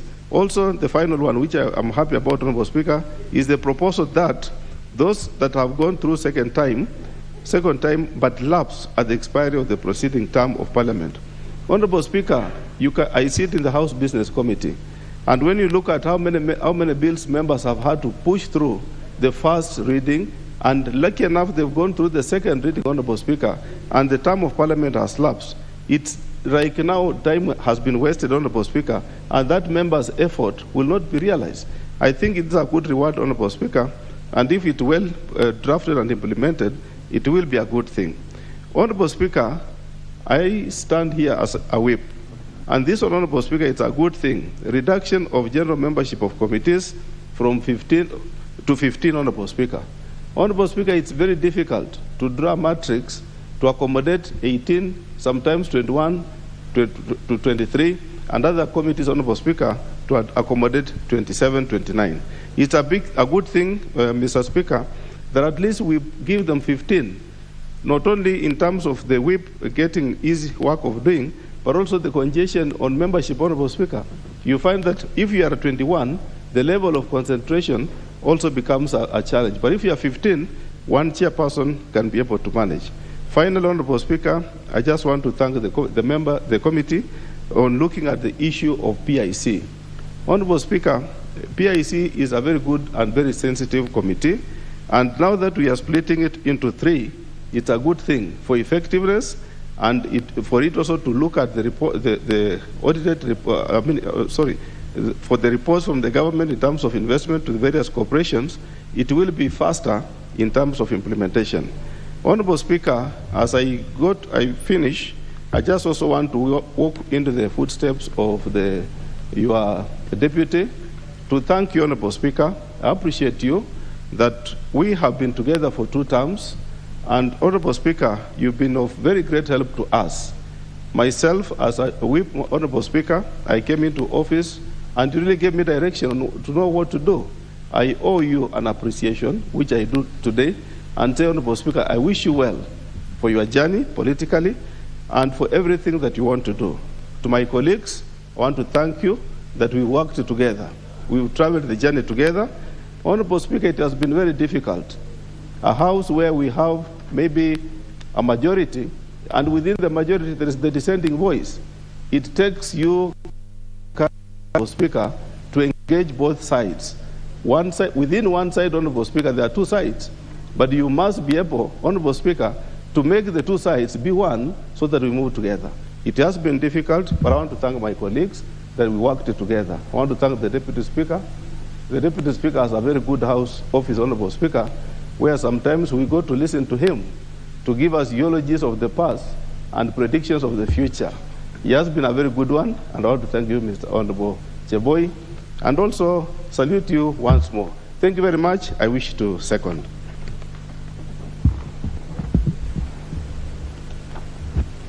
Honourable members,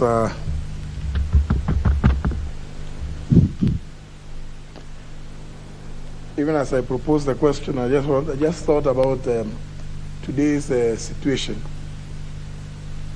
That notwithstanding the constitutional requirements that the House quorates at 50, the other House on the other side quorates at 15. It forms quorum. It is said it's deemed to have quorum here at 50 and in the Senate at 15. I think perhaps in our rules we should, I don't know whether we should codify that quorum shall at all times be necessary when decisions are being made, so that when we come in the morning or in the afternoon, the prayers are said, the House can begin business, even notwithstanding the numbers, because some of the things being done at that time are purely procedural. There are no decisions being made by the House.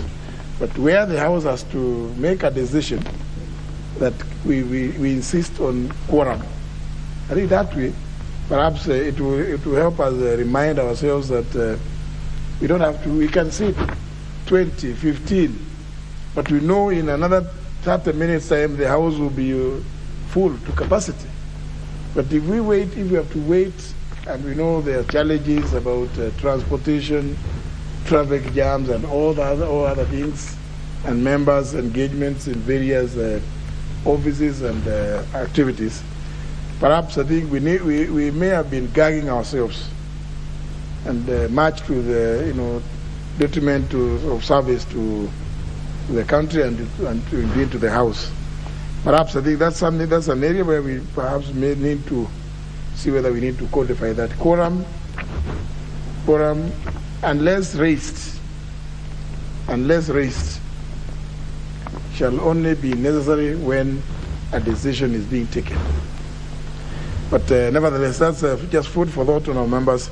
I now propose a question, which is that this House adopts the fifth report of the Procedure and House Rules Committee on amendments to the standing orders laid on the table of the House on Thursday, May 26, 2022, and pursuant to Professional Standing Order 264 and 265, approves the proposed amendments to the standing orders as contained in the first schedule to the report, and further resolves that 1. Pursuant to Professional Standing Order 265, the amendments made to the standing orders shall commence upon the expiry of the term of the 12th Parliament. And 2, despite paragraph 1 above, the proposed new standing orders 259F subsection 5, which is about members' biodata and role, shall take effect immediately.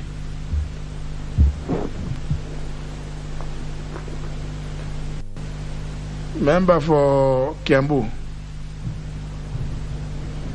Thank you, Mr. Speaker. Are you member for Kiambu or member for Kiambu Township? I'm the servant of the people of Kiambu, Mr. Speaker. The records here, I'm just wondering, because then what do we call the member for the woman representative? Well, that has happened severally, Mr. Speaker. I know people even have a problem pronouncing my name, and they easily call me Jude, and I accept. And the women of Kiambu would be very happy for me to represent them. So, Mr. Speaker, I would like to support the proposed amendments to the standing orders as proposed by the committee. Because first and foremost, it shows that this House is not static, it is dynamic, and it's changing, and so the standing orders must keep on changing to suit the dynamism of the House. I am particularly happy that it addresses picketing and demonstrations that come to the House. Severally, I have addressed people out there just to calm them down. Because when you see people having to picket to Parliament or to demonstrate, they have come to the end of the road. There is nowhere else they can go. And their hope is that they are going to get a solution from this House. We must therefore think as a House, how are we going to be addressing these desperate people in an honorable way, in a dignified way, and in a way that we will be able to solve their problems. I'm very, very happy about that particular amendment. Mr. Speaker, I also founded a committee on economy and business in this House, and I'm very, very happy, and I thank the members of that committee because they have done a very good work in this Parliament. Mr. Speaker, currently we are doing an exit report which we will table very, very soon. And one of the proposals that the committee suggested is on amending our standing orders so that Parliament is involved when our country is making treaty with other countries. Mr. Speaker, if you remember the last treaty that we dealt with between UK and Kenya, this House felt that it was used as a rubber stamp because the document has been discussed and it was said that we could not change even a sentence, and it was brought to this House for ratification.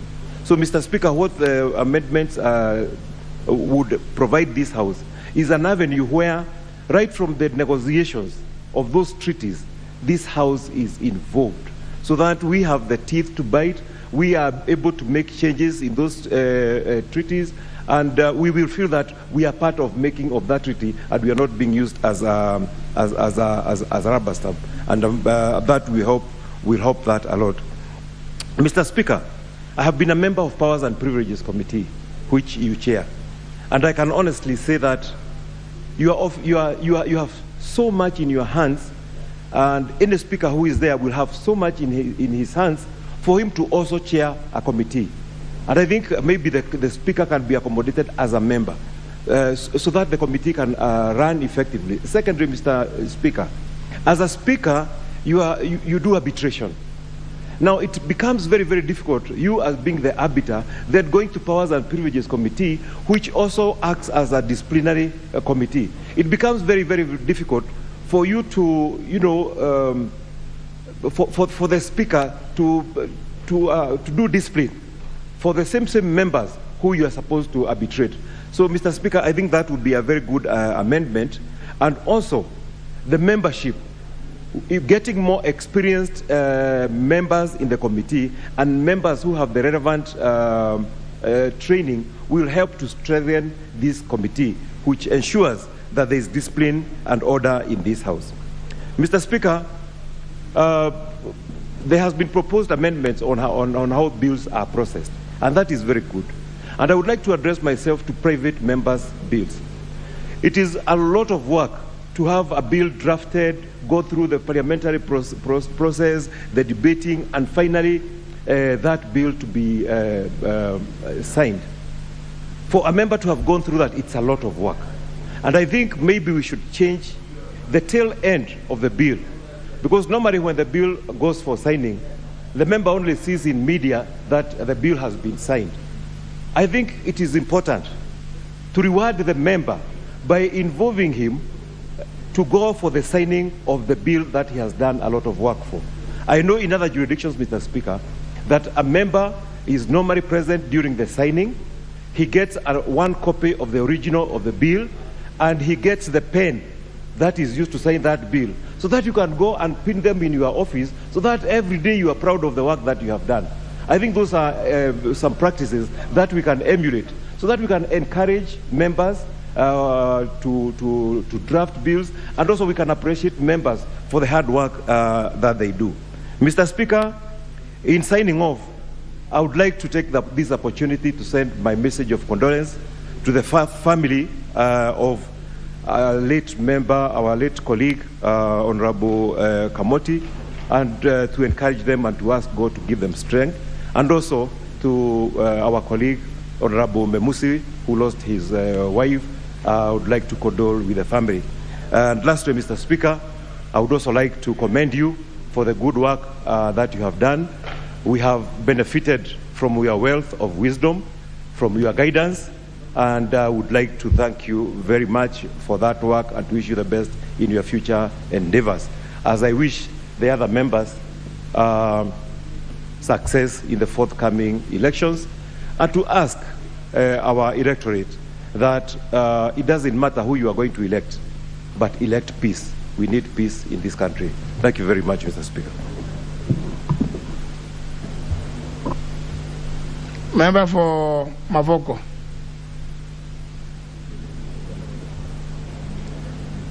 Member for Mavoko. Thank you, Mr. Speaker. I thought I'd press this button to talk about Kamoti. I don't know whether we are still there. Yes, Mr. Speaker, let me join my colleagues and Kenyans at large in mourning the late Honorable Kamoti. He was my friend. Mr. Speaker, the death has robbed Kenyans of a staunch leader in this country. And Mr. Speaker, yes, I learned of his death with a lot of sorrowness. Mr. Speaker, I know the people of Rabbi also mourning his family. And Mr. Speaker, this was as a result of a road accident. Mr. Speaker, I think we've had many measures and many laws put to bring sanity on our roads. Mr. Speaker, maybe the Honorable Kamote was on the right side of the road, but that road particularly, Mr. Speaker, has claimed a lot of lives. However, Mr. Speaker, I think it's important also, it's a wake-up call for all of us, that we ensure road safety and at all times maintain good speeds. And Mr. Speaker, I hope the people of Rabai will go back and elect an equal of the late Kamoti. Those few remarks, Mr. Speaker. May his soul rest in eternal peace. Thank you, Mr. Speaker.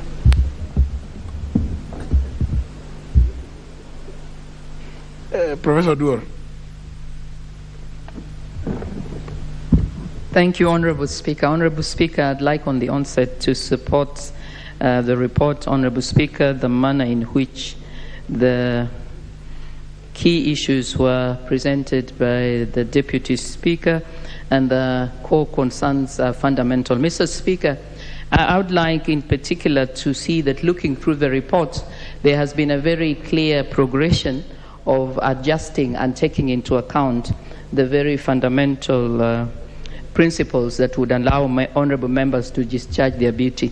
I, in particular, Honourable Speaker, would like to single out, as I noticed, that it was during the 8th Parliament that the idea of ensuring that the lady member parliaments could come in with their bags then proceeded to be realized in the 9th Parliament.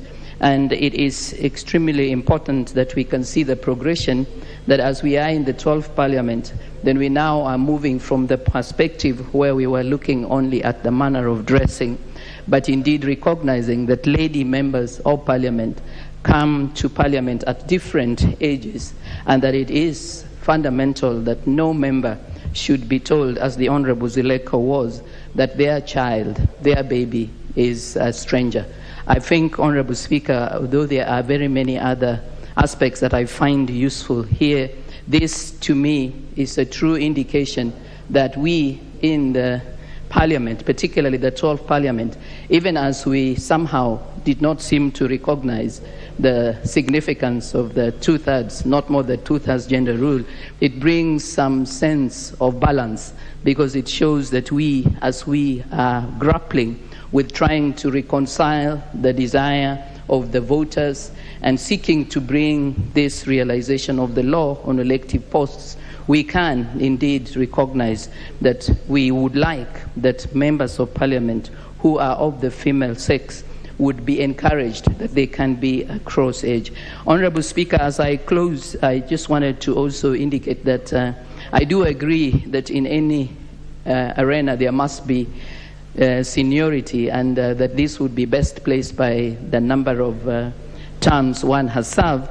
But, Honourable Speaker, it would have been useful to recognize that there is a sense in which there would be members who might not have come or be serving their second or third terms, but who would bring other critical skills.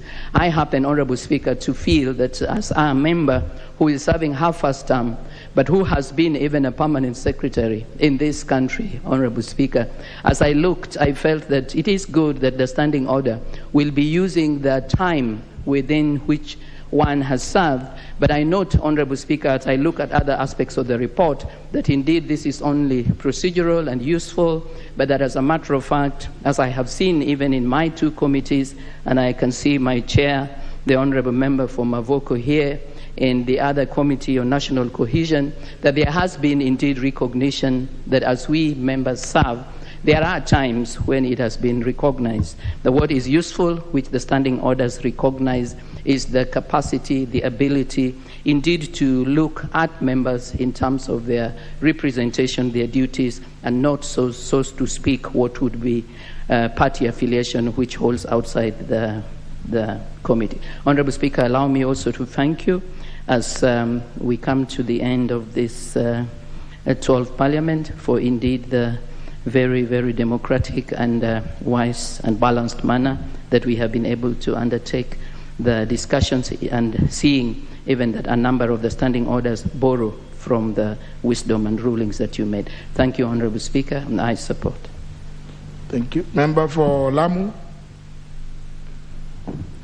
Asante, Bwana Spika. Mimi moja kwa moja naunga mkono wa ripoti hii na nimependezwa zaidi pale kwa kuwe na kamati ya maombi, petition committee. Bwana Spika, tumekuwa tukiweka petition nyingi kwa sababu maeneo tunayotoka kuna mashida mingi. Hizo maombi kuna yale yameendelea paka mwisho, kuna yale yamepotelea hayakufika mwisho. Kamati hii kiundwa itatusaidia sana. Manake pia saa nyingine unaenda kupeleka ombi, unaambiwa imefika kujieleza, kisha unaambiwa hii iko kwa kamati nyingine. Saa nyingine zinaingiliana. Upande wa barabara, kwa mfano umepeleka kamati kwa kamati ya barabara, unaambiwa hii ambayo wanafaa kulipa ni kamati ya ardhi. So hii itatusaidia sana kuweza kuleta maombi bungeni kutetea watu wetu. Bwana Spika, pia mimi nimependezwa zaidi pale kwa kamati ya CDF kupewa nguvu ili kuweza kuhakikisha kuangalia zile pesa kwa makini, kwa kina, kufanya ile kazi ya wabunge ya ile inaitwa ya oversight. Bwana Spika, usengine inasikitisha. Manake kuna sababu ya yale maeneo yaliyotengwa ya kupewa ile pesa sawa sawa na maeneo ambayo yako mbele kimaendeleo. Ilikuwa kuna sababu ya kufanya ile pesa iwainue wawe sawa na wale maeneo bunge ambao wako mbele kwa miundo misingi, kwa barabara, kwa mambo mengi. Lakini inasikitisha, utaenda sehemu paka sasa bado tunajiita jamii iliyotengwa, na ambapo pesa ni nyingi inapeanwa, inafaa ituinue, itulete hapo. Tutakuwa tumetengwa siku ngapi na tumepewa pesa na hatufikii wale wenzetu pale walipo. Bwana Spika, hii itasaidia sana. Kwa mfano, pesa ya CDF inasomesha, inatoa basari. Ukiangalia mfano kwa maeneo bunge, tuseme Lamu Mashariki, sisi tunafaa, nyinyi mnajua, lakini ni zaidi, maximum ni zaidi ya milioni 40 ya basari, na watoto wetu si wengi. Muda huu sisi tulikuwa tunafaa tumetoa madaktari, tumetoa nyanja mbalimbali tufikie wenzetu pale wapo, lakini paka sasa bado sisi tutalia tu, sisi ni tumetengwa na tumepewa nafasi. Bwana Spika, hii kamati ikiitilia mkazo itaisaidia sana maeneo yaliyotengwa. Na kisha kitu kingine Bwana Spika, ambao chasumbua, ambao kitatufanya sisi bado tuwe nyuma, tuitwe tumetengwa, ni auditors. Wakifika Lamu, mfano wanafika Lamu town, wanasema kule kuna ni maeneo ya Al-Shabaab au nini. Hapana, sisi tunafanya siasa, tunazunguka eneo zote. Itapatia nguvu hata hao auditor wafike paka Kiunga, wafike, manake kuna sehemu unaambiwa kuna mradi na mradi hakuna, na auditor hawezi fika. Sasa ndio tunaendelea kuwa watu walotengwa siku zote, na kila tukikaa tukisema sisi haya maeneo hatutafanya maendeleo, ndio inakuwa maeneo ya uhalifu. Kwa sababu kama Lamu Mashariki, ikiwa barabara hazitakuwa, pengine zitakuwa Lamu Magharibi peke yake, ile msitu inakuwa ni nyumba za wahalifu. Sasa tukikosa kuwa na maendeleo, uhalifu ndio unazidi, na tukipata shida Lamu, tumepata shida Kenya. Kwa hivyo mimi nimefurahishwa sana na hii ripoti, na Mungu akipenda wananchi wataona Walamu wanichague tena nije hapa niwatetee, na inshallah tuweze kuendeleza hii mambo ya ripoti. Asante. Member for Kibwezi West. Thank you, Speaker, for this opportunity, and on the onset I want to commend you, our Deputy Speaker, Honorable Cheboy, for chairing such a momentous task in amending our standing orders, which I think has enabled us to have greater progression in terms of our responsibilities of oversight, legislation and representation. Indeed, Speaker, the strides that we've taken into accommodating all the members' views and in trying to seek out the talent that indeed is brought to this House by our citizenry in Kenya is actually outstanding, through the expansion of the committees and seeking to see how we can better govern the issues that the people give us to to mitigate against. And indeed, when it comes to oversight over the various departments within government or within the executive, I think Parliament has taken a great stride, and we don't get the accolade that indeed when Kenya talks about our growth, of 5% or 7%, a lot of this is attributed to the efforts that this House indeed puts in. And this has to go on record, that indeed politicians have a very big role in growing our country, and indeed in the role that this Parliament plays. And through not only the committees, but the able staffing that we have, because the resource that we have in this House is actually outstanding. And to this end, I want to commend you, Speaker, as the chair of the Parliamentary Service Commission, indeed, and the staffing role that you do in enabling this House have quality staff that indeed when we've reached out to give us very great input and enable members here to contribute greatly. So we look forward to, again, the prosperity of the next House, and indeed also take at this juncture to really thank all the members that we've served with, and really support them as they go out to seek votes and coming to serve Kenya, indeed in the bigger roles that come in growing our country. So, Speaker, we will again be participating in the next level, which is the actual inculcation of these great amendments to our standing orders, and try and be custodians for posterity of the generations of Kenyans to come. I thank you, Speaker. Member for Kwanza.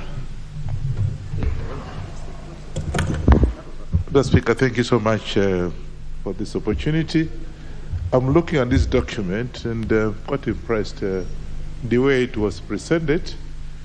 The only things that I haven't had a time to scrutinize areas that I thought are of interest. But I think it's a good preparation for the next Parliament, so that when they come, I hope I'll be among those who will come the next Parliament, inshallah, God willing. I've done what I can. However, I think I'll have divert in the rescheduling of agriculture, which again in the second section is agriculture and livestock, leaving out fishery. Basically, fishing is actually agriculture. But I think the new schedule, I think it's placed elsewhere. So an environment, I think, which is water, fishery, and irrigation. I think maybe we have to look at that. I think there's an opportunity to amend that, because agriculture, fishing is agriculture, and of course irrigation, as far as I'm concerned, is also part of the agriculture activities. So rescheduling of this one, maybe it may raise some eyeballs. Those will be the next Parliament. But I think the document is well set out, and I want to thank you and the Deputy Speaker for having done this very good presentations and preparing for the next Parliament. And I personally want to take this opportunity to thank you.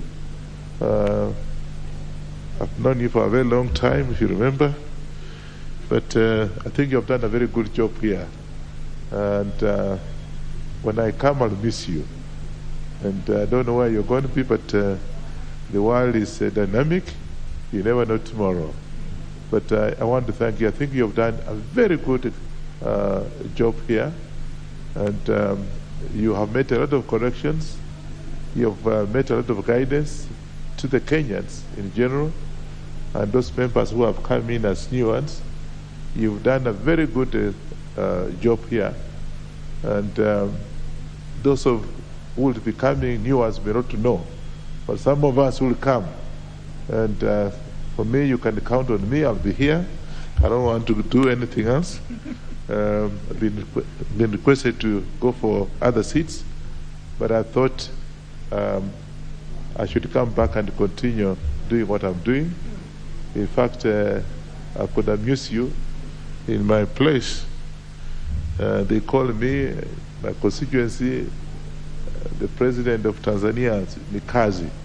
wanaita mimi makofuli.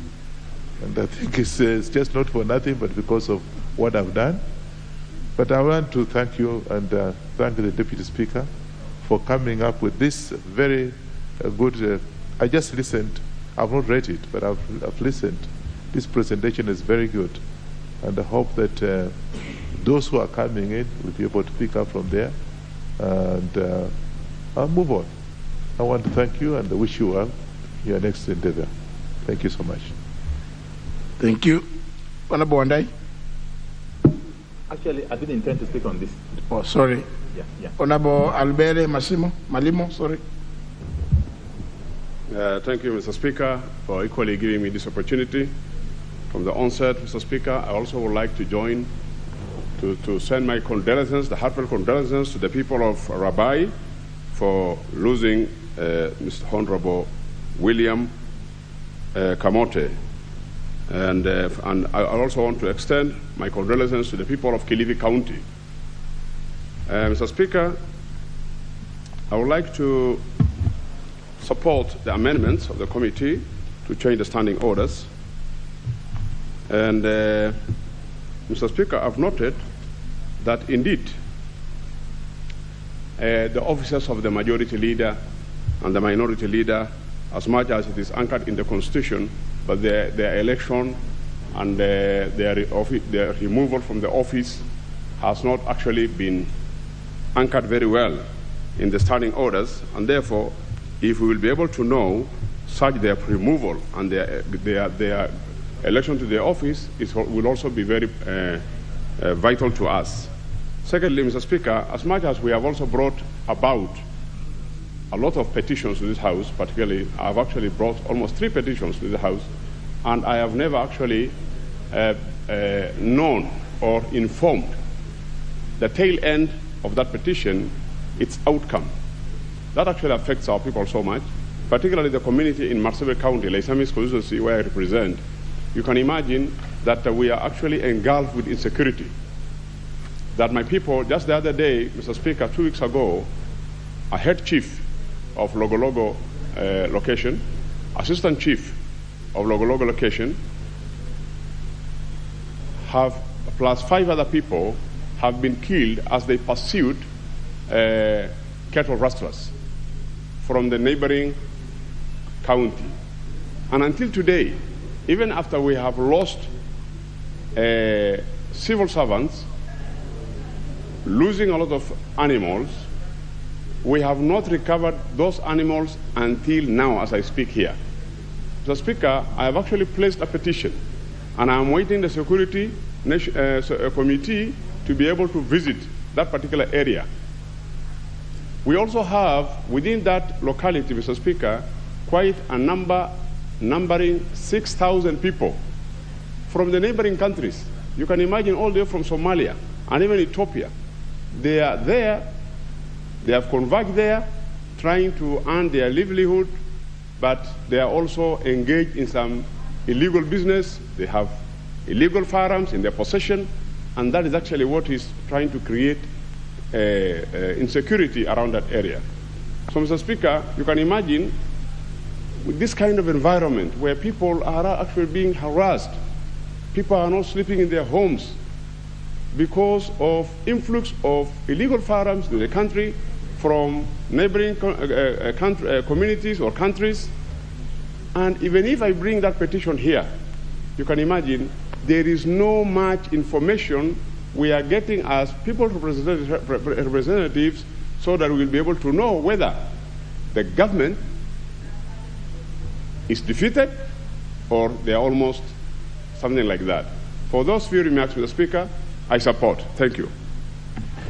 Well, of course, there was some reasoning behind the previous consideration of petitions, but I think I would agree largely that a specific committee to handle all manner of petitions, so that if there are petitions to do with matters of security, they will be able to set a date when those in the security sector will appear before them and they will respond to all of them. If there are others to do with matters to do with land, matters to do with environment, the committee will be able to schedule its business accordingly. But I think, we appreciate that's part of the reason why the committee has felt that we need to change and form a specific committee, because, see, one committee on administration is also dealing with other issues to do with immigration. It's dealing with, so sometimes you have seen it. You have seen the frustration that chairs of committees have gone through here. That's part of what has informed the creation of these committees, a standalone committee dealing with all manner of public petitions. Perhaps, Honorable, Albert, we will see some improvement. Pray to God that you are back in the 13th Parliament. Then maybe you'll be chairing you may be the one chairing that committee. Member for Migori. Thank you very much, Mr. Speaker, for the opportunity to add my voice to the rest of the members. Honorable Wanyonyi, point of order? Yes. Yeah? The Speaker, sorry to interrupt. The Speaker, I'm very concerned as a Kenyan. What my colleague is just mentioning. We have a committee here, and we have specifically the CAs in charge of security in this country. It's embarrassing as a Kenyans that people are being killed left and right. I heard from the local radio, the Speaker. So what is out of order? The out of order is that I just wanted to, nothing out of order. I want just to say that the committee. No, Honorable Wanyonyi. I'm so concerned. No, Mr. sorry. Speaker, Business is never transacted that way. Not to. I mean, what kind of house shall we be in? Where somebody feels that something has been said and he wants to sympathize and empathize. Now, thank you, Mr. Let the member for Migori make a contribution. Thank you, Mr. Speaker, for your intervention, because I thought this was a ranking member, and if there's nothing out of order, I wonder why he was interrupting. But I wanted to appreciate the committee chaired by you, Mr. Speaker, because I think, apart from this report, I still remember that this is the session and the committee that has also seen the translation of the whole standing order from English to Kiswahili. And I think this is a commendable job, and it shows good progress and good concern for what is happening in this House, which actually affects the entire nation. Mr. Speaker, the report, I know, has taken a lot of work, being one of the committee members. It is good to appreciate all the members who have contributed and brought forth the amendments, and the committee, ably chaired sometimes by your deputy, Mr. Cheboy. I would like to especially appreciate this report for the section that may not look very attractive to most members, the concept of having members' data and details kept accurately and elaborately by the House. I think it is good that the public knows who their leaders are, and including details and data on education, on social standing, and other accomplishments, so that when a member of the House is required, or their details required anywhere, the House can ably give that information without hesitation. Mr. Speaker, I think members who will be coming back from next election, I would only pray that they continue in the same spirit and continue to review and make better our standing orders and the rules and the regulations that govern this House, so that the debates that come out of this House can always enhance the true stature of our august House and be inspirational even to the young people that are out there who are also wishing to be one day like Mr. Speaker, who is seated right there. Otherwise, Mr. Speaker, I support this report and I highly commend the team that have worked on it. Thank you, Mr. Speaker. Member for Dagoretti South. Mr. Speaker, it's not in my nature to come to the House this late. It only happened that this is the day I got the slot to go and get cleared or nominated by IEBC. So I was racing from Dagoretti South so that I can catch this debate and put in my word to it. Mr. Speaker, the first thing I'd like to do is appreciate the work that has gone into preparing this report. And to quote you and paraphrase, this is actually very, it sets the pace for the 13th Parliament. So I was honored, Mr. Speaker, to be among the people whose proposals were actually adopted by the committee, and for that I'm grateful. But beyond that, Mr. Speaker, I also recognize the work that the committee had to do, up to and including the support they get from our support staff, our staff in Parliament.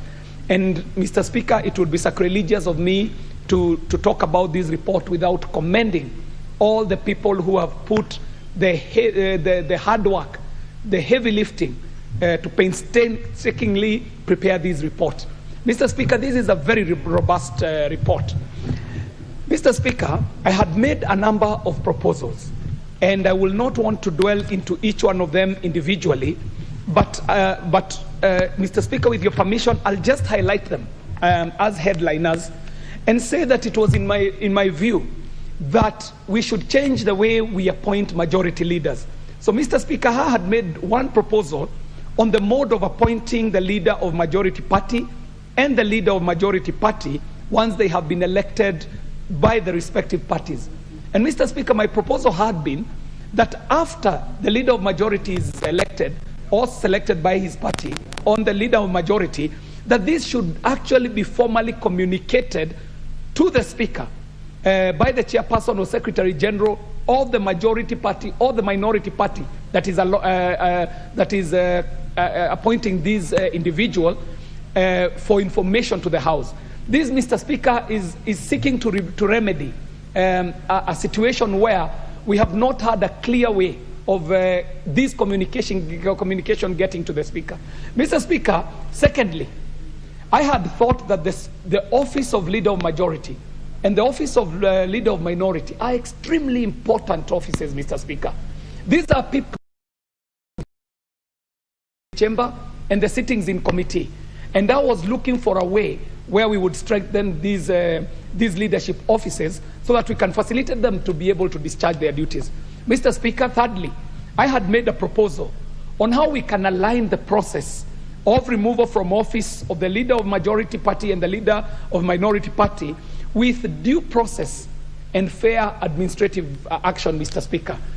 Mr. Speaker, I had also made a proposal D where I was looking for the increase, the way we would increase members' participations in committees.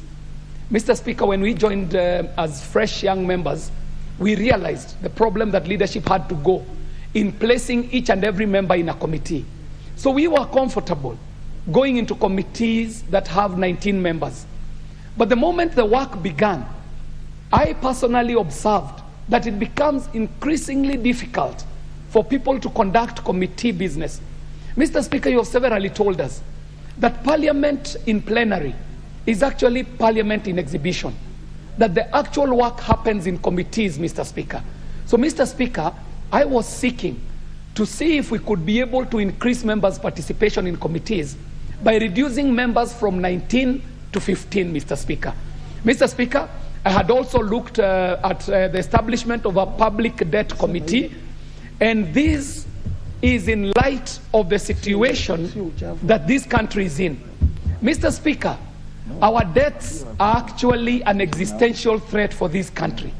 So even as we have the budget committee and the finance committee, it was my view, Mr. Speaker, that to address the very peculiar and special situation that we have in Kenya, we should have a public debt committee that actually interrogates the debt situation in this country, puts a pulse on the finger on the debt of the country, but most importantly, assists our budget committee and our finance committees. Because, Mr. Speaker, we are normally told that a debt problem is actually a budgeting problem. So if we had a debt committee, it would ably be able to advise our budget committee and our finance committee, and we could start walking the path towards better debt for this country, Mr. Speaker. Mr. Speaker, finally, I had proposed that it would be important, Mr. Speaker, for us to have a conference with Senate. I know we've had sibling rivalry since the onset of this arrangement where we have a bicameral house that was brought by the new constitution. And I thought that it would be good if the houses of parliament could actually organize formally conferences that would help us tackle these, what we call sibling rivalry between the two houses in this bicameral parliament. And finally, Mr. Speaker, I had made a proposal G, which was the members' role, and the details of it exist in the proposal I had made. And Mr. Speaker, I am grateful that the committee interrogated my proposals, was able to get some few things that they can incorporate into this report, and for that I am grateful.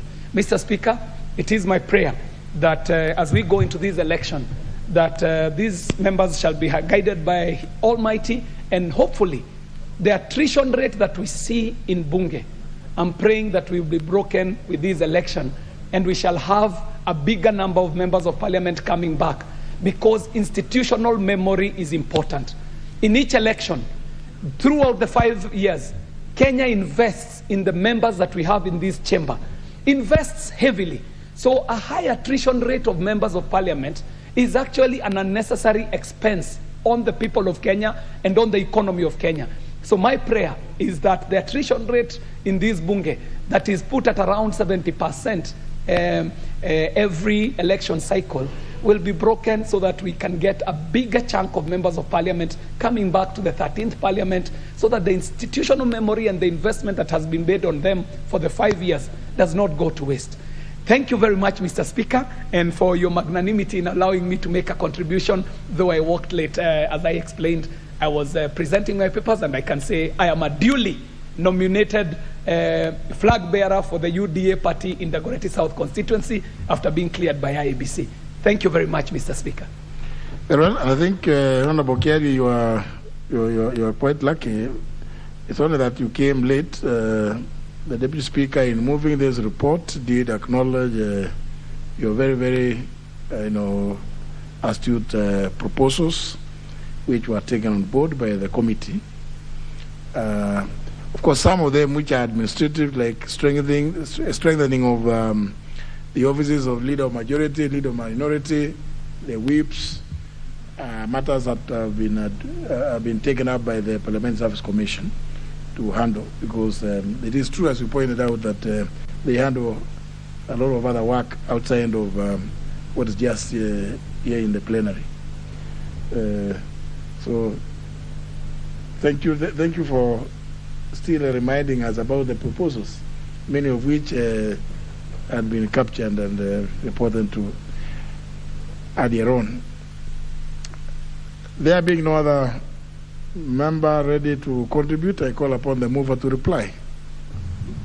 Thank you, Mr. Speaker. In brief, I want to, on the outset, thank the members of the committee, led by yourself. That I did not mention clearly. The committee members did quite some good job, and it is their product, and I said, including, of course, the clerk and his team. Also, this afternoon, I want to thank all the members who have contributed, led by the Honorable Jomo, Honorable Professor Udwol, Honorable Obo, Honorable Musimba, the Honorable Makau, Honorable Wanyonyi Ferdinand, the Honorable Arbele, Honorable Dr. Pamela there, and the Honorable KJ. They have really given, they have buttressed actually the report from their own contributions. I want to mention just one thing for you to know, honorable members. The report is big, it's huge, and it is not something that I could be able to go through. There are quite a number of other very important things. I encourage members to kindly go and pick your report, look at it, because we are still coming back to the committee of the whole. There are quite a number of areas that I did not touch. In fact, I just gave some highlights of areas which I considered probably a bit more interesting for you members. There are other issues, including bills and others, you really need to look at. Many other things that I did not touch because of time. So, Honorable Speaker, having said that, I wish to reply. I beg to reply. Thank you. Very well. And the mover did indicate that it's one of those occasions that sit for many hours. I only hope that because it has been observed that where the Americans have said if it isn't leaking, don't fix it. So where it is not being proposed to fix, then we will move like we did in the Committee of Supply on Thursday last week, so that members can then pay attention, particularly to what the Deputy Speaker just said in reply, that there are many proposals, some of which I think are quite exciting, and it will be good that in committee, then people can take some little bit of time to understand them and contribute whatever suggestions they may have. Thank you very much.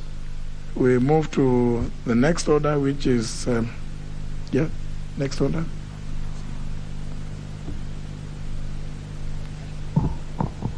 Order number 11, the Supreme Court Amendment Bill, National Assembly Bill number 15 of 2022, second reading. Honorable Angwe.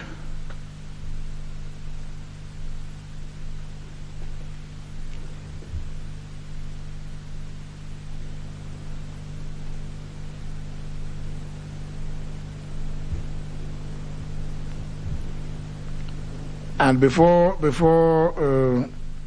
moving, Honorable Angwe, I will allow you to go back to order number 5 to table that extra paper, the extra document. Proceed. Thank you, Honorable Speaker, for allowing me to go back to order number 5.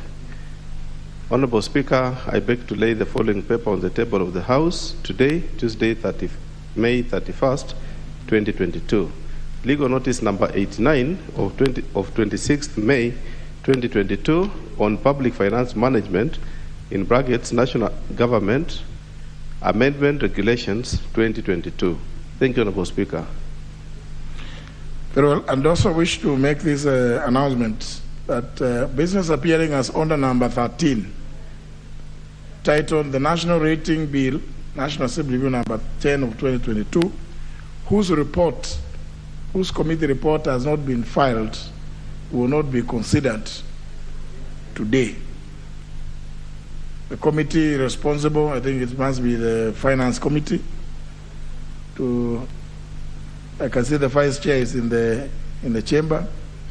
I don't know whether you have considered this. Honorable Yanya, have you considered this bill? I know you've been very busy with the finance bill.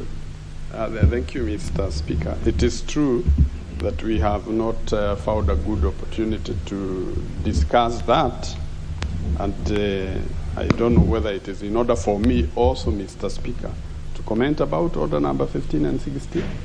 Order number? 15 and 16. What about them?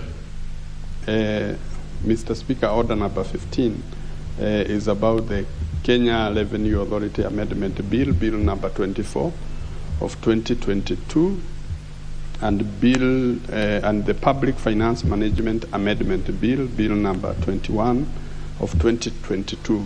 Mr. Speaker, we had slated both the bills to hear the memoranda and the stakeholders on 26th, and it is on that day that we held the prayer breakfast. So, Mr. Speaker, we are begging for more time to have a sitting with the stakeholders in the future so that we can table reports next week, Mr. Speaker. Yeah, we don't have a very long future with the House. And as you know, it's so both business appearing as under number 13, number 15, and number 16. Honorable Wayenya, you'd request that they be taken out. Yes, Mr. Speaker. And I do believe that even going by the title of this bill, national rating, this bill has a lot to do with counties. So you require a lot of, this requires a lot of extensive consultations. And I think it may be, in fact, in my own view, this is a bill that should ideally have started in the Senate.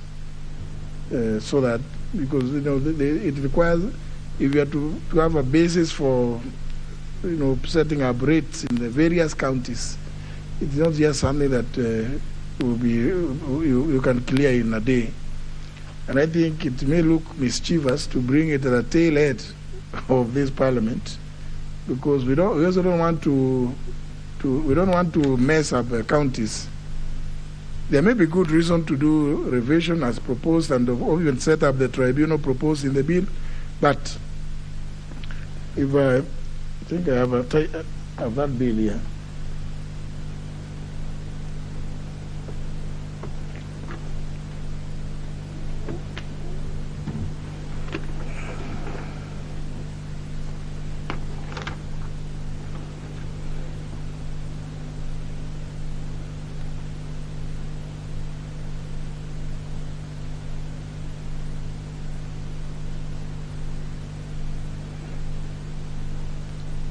You know, this bill, Honorable Yenya, I think it has a lot of, it's in the long title. This is an act of Parliament to provide a comprehensive framework for imposition of rates on land and buildings by county governments, to provide for the then valuation of rateable property, to provide for the appointment and powers of valuers, to provide for the establishment, powers, and functions of the National Rating Tribunal, and for connected purposes. Even from that long title, surely this is a bill that requires quite a lot of. I hope there has been sufficient stakeholder engagement. And I'm sure Honorable Wayenya, you know, if you're going to say you're going to provide a comprehensive framework for imposition of rates on land and buildings by county governments, it requires quite some extensive consultations, so that you don't disadvantage certain counties by coming up with certain rates or parameters which may not apply appropriately in certain counties or for certain county governments.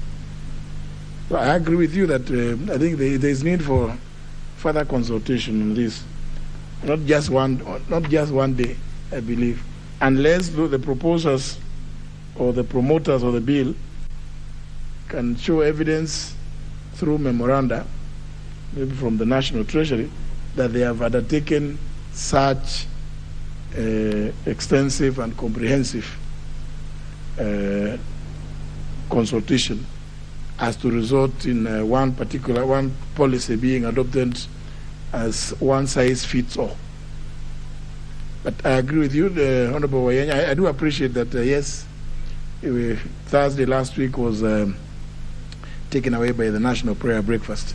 If there ever means for the House, businesses appearing as order number 13, number 15, and number 16 are taken out and should not even be on the order paper on Tuesday next week. Because the Honorable Ayenya, as if I understood him correctly, they require time to, maybe you can be ready to bring the report on Tuesday, because in any event tomorrow is a public holiday, so you only have Thursday and Friday and Monday.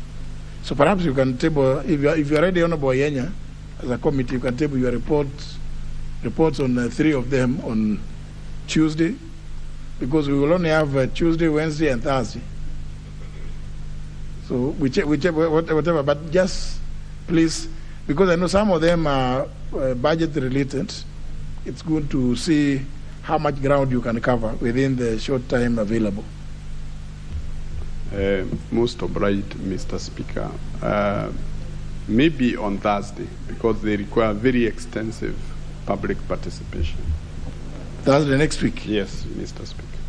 That's the day the House is scheduled to go on recess sine die. It is not sine die.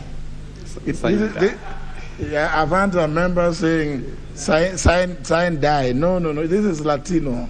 It's Latin. It's sine die. It's adjourning to an indefinite date.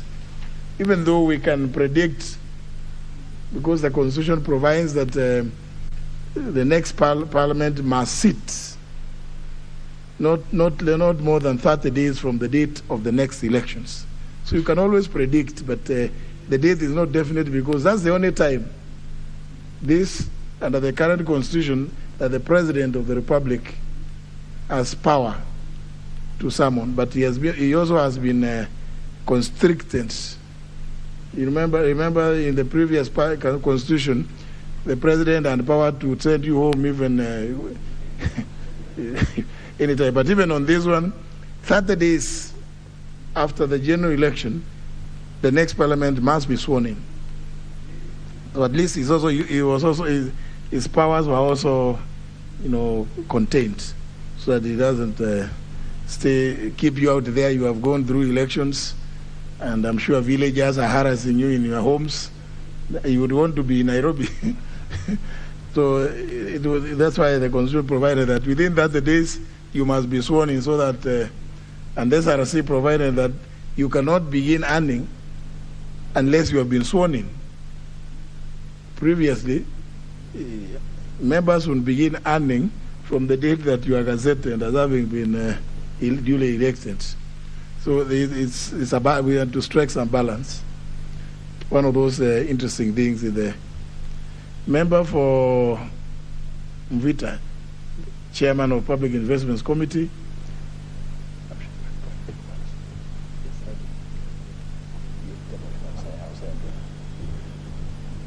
Just like the Honorable Majority Whip has done, I will allow the chair of Public Investments Committee to table some document. So we'll go to order number 5 and order number 6.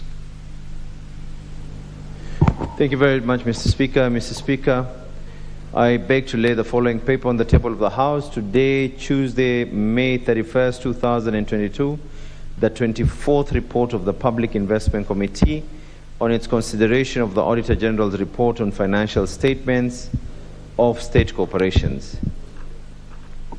Very well. Proceed to the next. We go to order number 6. Honorable Speaker, I beg to give notice of the following motion, that this House adopts the 24th report of the Public Investments Committee on its consideration of the Auditor General's reports on financial statements of state corporations laid on the table of the House on Tuesday, May 31st, 2022. Very well. And I hope now your 2 reports, you should also prepare. There are 3. You should now also, we'll debate all of them next week. Very well.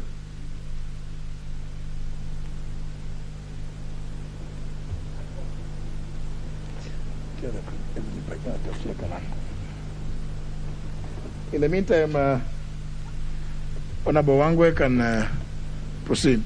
We are going to order number, what is it? Huh? Just read it out for them. Order number 11, the Supreme Court Amendment Bill, Assembly Bill number 15 of 2022, second reading.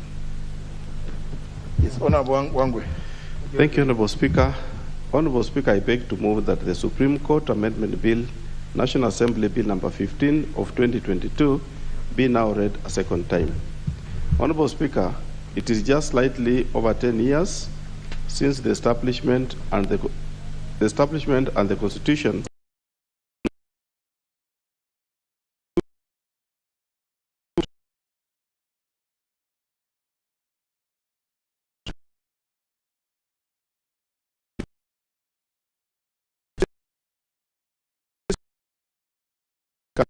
this August House for consideration.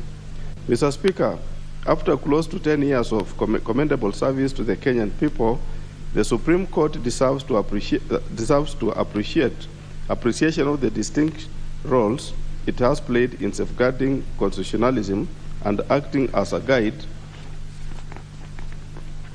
in respect to getting meaning to very complex constitutional aspirations, such as the role of the two houses of parliament, the 2/3 gender rule, and the place of the basic structure in our constitution architecture vis-a-vis the need for constitutional reform in the foreseeable future.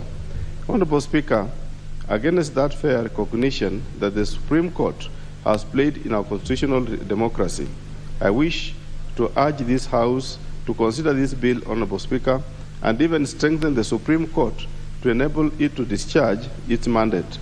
In this respect, Mr. Speaker, I have noted that this bill seeks to strengthen the role of the Supreme Court by streamlining its governing framework, the Supreme Court Act, in respect of certain critical aspects that touch on its operations. Honorable Speaker, let me highlight three main proposals in this bill aimed at strengthening and properly anchoring the court's role and operations. 1. Mr. Speaker, Clause 11 of this bill proposes to introduce a new section 11A, which speaks to aspects of case management and promotion of the use of technology aimed at ensuring efficient operations of the court.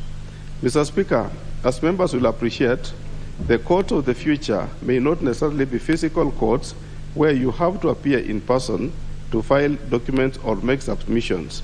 I have seen courts in advanced countries, Honorable Speaker, employ fully equipped digital services to allow flexibility, thereby improving accessibility. I am aware that even our own judiciary has employed modern technology to a great extent to allow accessibility of its services. B.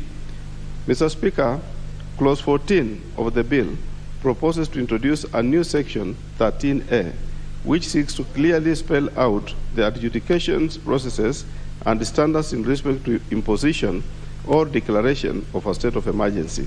Mr. Speaker, this section allows mandates the court to come up with rules in respect to the adjudication process.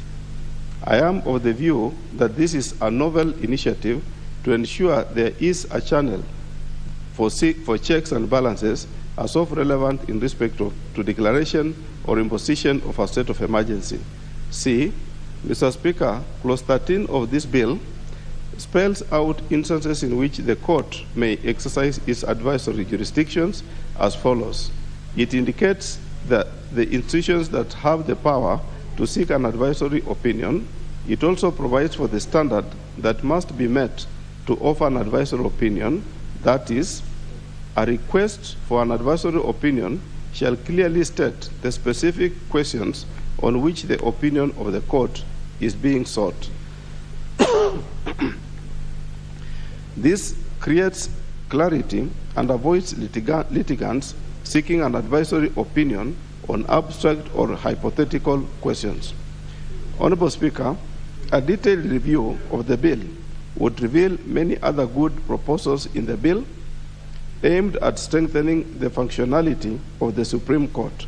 Unfortunately, we are yet to have the benefit of scrutinizing the committee report, but I urge members to read the bill against the provisions of the Supreme Court Act to appreciate the overall intent of this bill. Honorable Speaker, with those few remarks, I beg to move and ask the Honorable Dr. Musimba to second. Thank you, Honorable Speaker. Honorable Musimba. I thank you, Speaker, for this opportunity to second this indeed a monumentous amendment bill for the Supreme Court of Kenya. Indeed, we've seen over the last 10 years the Supreme Court really educating Kenyans in the various rulings they've given. We've seen the upholdment of the rule of law. Indeed, the very many jurisprudences that they've set. And indeed, when these proposals have come in terms of amendment and strengthening the functionality of the Supreme Court, this indeed is a step in the right direction. in continually making our constitutional dispensation alive. Speaker, I want to single out a couple of things. One being that the fact that the Supreme Court is going to embrace the technology in a really superior way, because during the COVID arena, this was one of the major innovative things that have helped keep Kenya safe, keep Kenya moving, especially in the arena of the businesses which have been adjudicating their many issues in terms through the civil and criminal arena. That Speaker, now will be able to allow the Supreme Court to amend its rules in terms of usage of technology, and because they are pertinent things. They've been prone to things like cyber crimes, cyber manipulation, that now they're able to put in systems that would be greatly used by all the lawyers, all the participants, the public, into a portal that they themselves control and own. And this will drive us and drive the continent in terms of the way the rule of law is being exercised. Speaker, the various petitions in terms of the declarations of state of emergency in inculcation of Article 58 and indeed further Article 96(6) of our Constitution, which enables this House to be able to adjudicate towards the state of emergency, and that anybody who has an issue with it is able to escalate to the Supreme Court. And in so doing, the Supreme Court will be guided in the way they look at its infringement into any statute and indeed the rights and freedoms guaranteed by the same Constitution, so that we ensure that the peace and tranquility that this nation enjoys is for posterity of our generations and indeed days to come.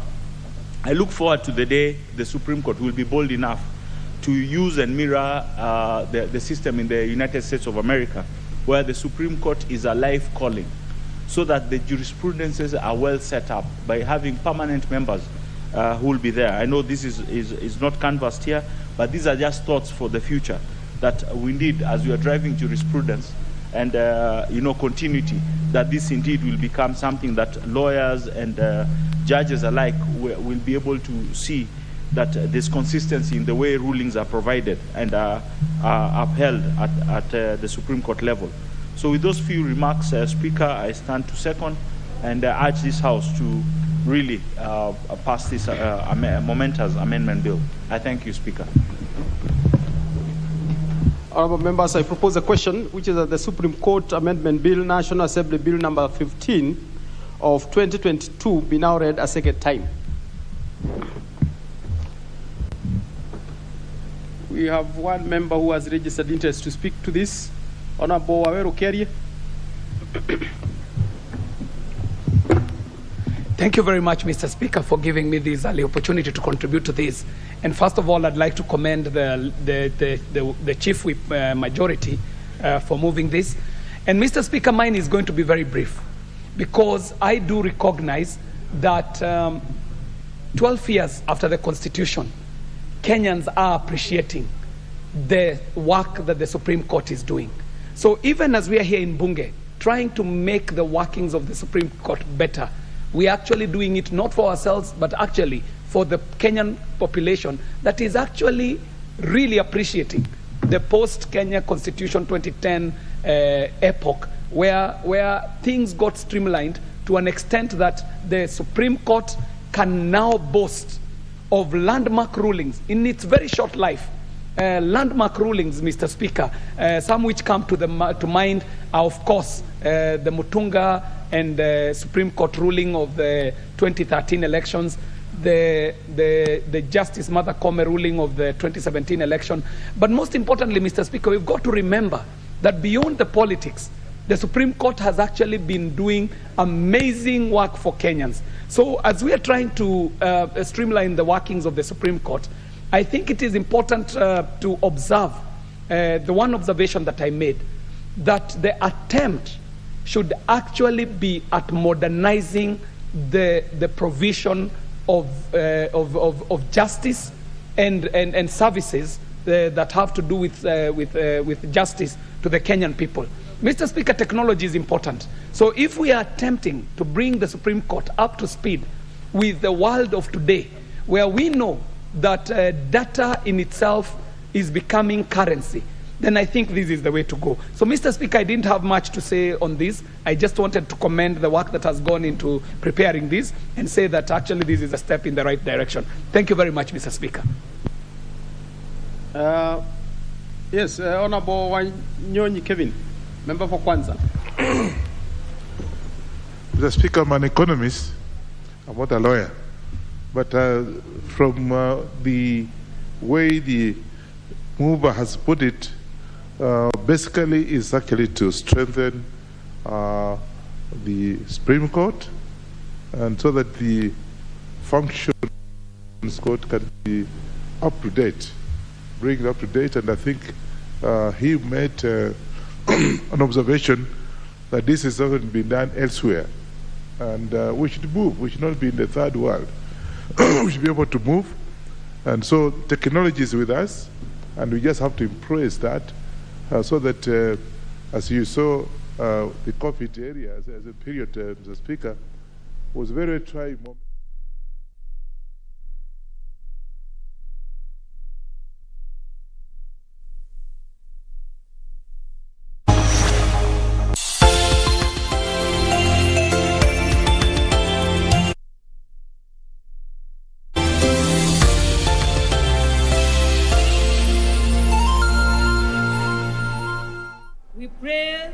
For sufficient grace upon His Excellency Honorable Uhuru Kenyatta, the President of the Republic of Kenya and Commander-in-Chief of the Defense Forces.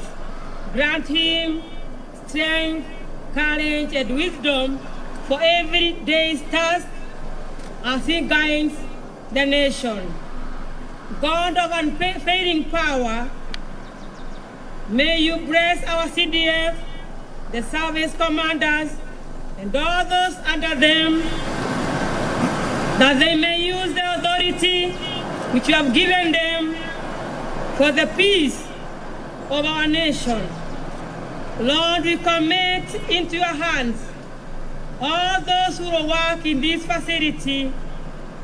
Surround them with your mighty hand. Give them protection. May they remain faithful in their service. This is our humble prayer. In the name of God the Father, the Son, and the Holy Spirit. Amen. In the name of Allah, the all-knowing source of knowledge and wisdom, He taught mankind by the pen which He knew not. O Allah, as we witness the commissioning of Uhuru Garden National Monument and Museum, we want to thank you for being with us since the groundbreaking until today, as we open its doors for the intended purpose. We pray that this resource be of